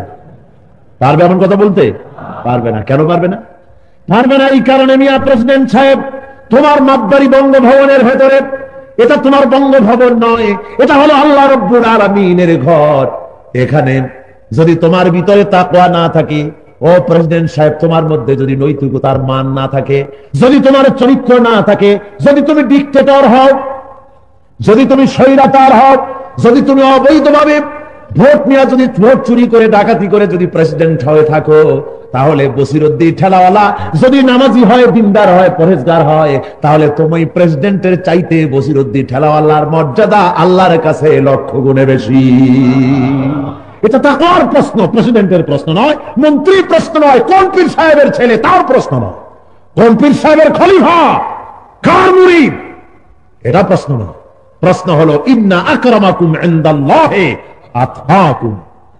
আল্লাহর কাছে তোমাদের ভিতরে মর্যাদা তার বেশি যে ব্যক্তি তোমাদের ভিতরে সবচেয়ে বেশি আল্লাহকে ভয় করে। জোরে বলেন সুবহানাল্লাহ। সুতরাং এ ভয় আমরা দেখতে পাই, হাদিস শরীফে এসেছে, বনী ইসরাইলের ভিতরে তিনজন লোক, হুজুর এই তাকওয়ার ব্যাখ্যা দিচ্ছেন। কে দিচ্ছেন ব্যাখ্যা? হুজুরে পরমুর বলুন সাল্লাল্লাহু আলাইহি ওয়াসাল্লাম ব্যাখ্যা দিচ্ছেন। তিন ব্যক্তি বনী ইসরাইলের মধ্যে কোথাও যাচ্ছিল, যাওয়ার পথে তারা আশ্রয় নিয়েছে একটা গুহার মধ্যে। হঠাৎ করে উপর থেকে একটা বিরাট পাথর এসে গুহার মুখ বন্ধ করে দিল। তিনটা লোক এখন বেরোবার আর তো কোনো পথ নেই, এখন মরে যাবে। বিরাট পাথর এসে গুহামুখ বন্ধ করেছে। তিনজন তো দূরের কথা, অনেকজন মিলে চেষ্টা করলো এই গুহামুখ থেকে পাথর সরিয়ে তাদের বাঁচবার কোনো পথ নাই। তিনজনের মধ্যে যে ব্যক্তি মুরব্বী ছিল সে ব্যক্তি বলল, আসো, বাঁচবার তো পথ নাই। এখন আমরা আল্লাহকে ভয় করে জীবনে কোনো কাজ করছিলাম নাকি সেই কথা আল্লাহরে বলি, দেখি সেই কারণে আল্লাহ আমাদের মাফ করেন নাকি। সবাই রাজি হয়ে গেল। একজন বলল, একজনে শুরু করলো, আমার একটি চাকর ছিল, আয় আল্লাহ রাব্বুল আলামিন তুমি জানো ওই চাকরটি আমাকে না বলে চলে গিয়েছিল। ওই চাকরের বেতন আমার কাছে পাওনা ছিল, আমি দেনা ছিলাম তার বেতনগুলি। চাকর যখন আর ফিরে আসে না, আমি তার পাওনা টাকা দিয়ে একটা বকরি কিনেছিলাম।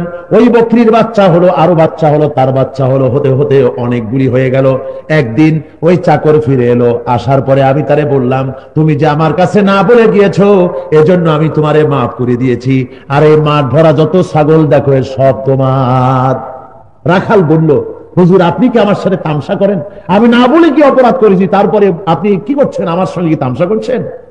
লোকটি বলল, আয় আল্লাহ রাব্বুল আলামিন আমি তখন আমার ওই লোককে বলেছিলাম না, তামসা করি নাই, তোমার বেতনের টাকা দিয়ে কিনেছিলাম। আয় আল্লাহ তাআলা আমি ইচ্ছে করলে তার বেতন থেকে যেটা কিনেছিলাম ওইটাই তারে ফেরত দিতে পারতাম, তা না করে তার টাকার ছাগল দিয়া যত ছাগল হয়েছে সবগুলি আল্লাহ যদি তোমারই ভয় করে দিয়ে থাকি, আর তো কেউ জানতো না তুমি ছাড়া, আমি শুধুমাত্র তোমাকেই ভয় করে এগুলি সব ফিরিয়ে দিয়েছিলাম। সুতরাং রব্বুল আলামিন এটা যদি তোমাকেই ভয় করে করে থাকি, তাহলে দয়া করে মেহেরবানি করে এই পাথরকে 1/3 সরায় দাও। আল্লাহর নবী বলেন, বলার সঙ্গে সঙ্গে রব্বুল আলামিন আপন কুদরতে ওই গুহার মুখ থেকে 1/3 পাথরকে সরিয়ে দিলেন। কিন্তু বেরোবার পথ তখনো হয়নি। দ্বিতীয় জন বলল, আয় আল্লাহ তুমি জানো আমার এক সুন্দরী তরুণী তন্নি চাচাতো বোন ছিল, দীর্ঘদিন আমি তার সঙ্গে অবৈধ সম্পর্ক স্থাপনের জন্য আমি চেষ্টা করতেছিলাম, শেষ পর্যন্ত পয়সার বিনিময়ে সে রাজি হয়ে গেল। বিপুল পরিমাণ অর্থের বিনিময়ে তাকে যখন রাজি করে ব্যবহার করতে যাব, এমন সময় কুপ্রবৃত্তিকে চরিতার্থ করার সময় ওই বোনটি বলল, হে আল্লাহর বান্দা তুমি আল্লাহকে ভয় করো। শুধু এতটুকুন কথাই বলেছে, দুনিয়ার কেউ দেখতো না আমি অবৈধ কাজ করলে পরে। রব্বুল আলামিন তোমার কথা বলেছে বলে আমার কলিজায় ভয় জেগে গেল। আমি শুধুমাত্র তোমার ভয়তে পড়ে ওই সুবর্ণ সুযোগকে আমি ছেড়ে দিলাম, আমি তাকে ভোগ করলাম না, আমি তাকে ছেড়ে দিয়েছিলাম। আল্লাহ ওই কাজটা যদি তোমারে ভয় করে আমি করে থাকি, তাহলে মেহেরবানি করে আর এক অংশ তুমি সরায় দাও। আল্লাহ নবী বলেন, বলার সঙ্গে সঙ্গে ওই পাথর আরেকটি অংশ সরে গেল। কিন্তু তখনও মানুষ বেরোবার মতো পথ হয় নাই। তৃতীয় ব্যক্তি বলছে, আল্লাহ রাব্বুল আলামিন আমি গরিব ছিলাম, কাজ করে খেতাম, সারাদিন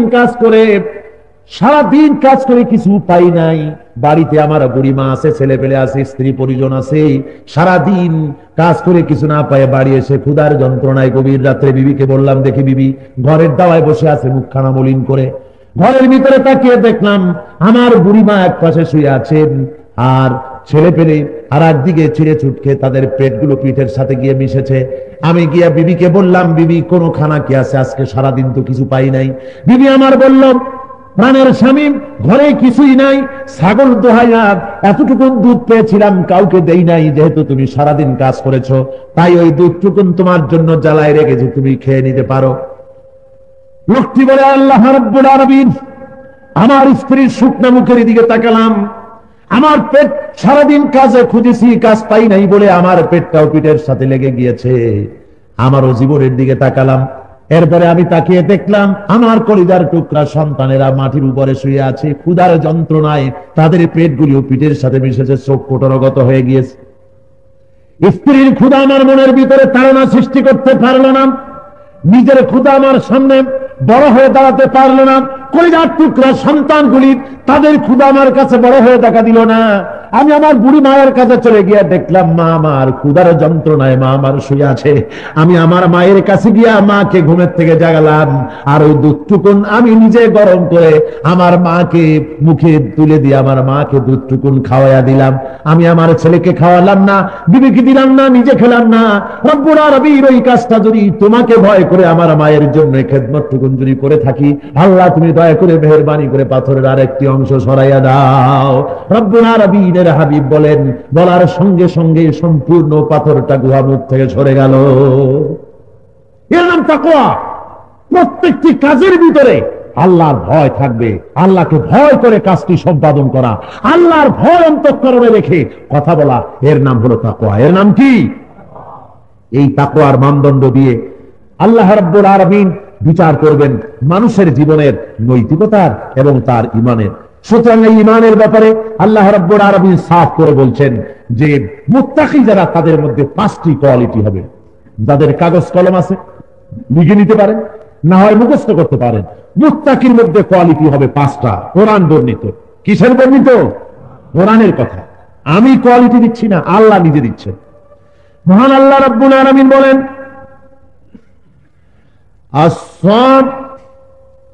الذين يقولون ربنا إننا آمنا فاغفر لنا ذنوبنا وقنا عذاب النار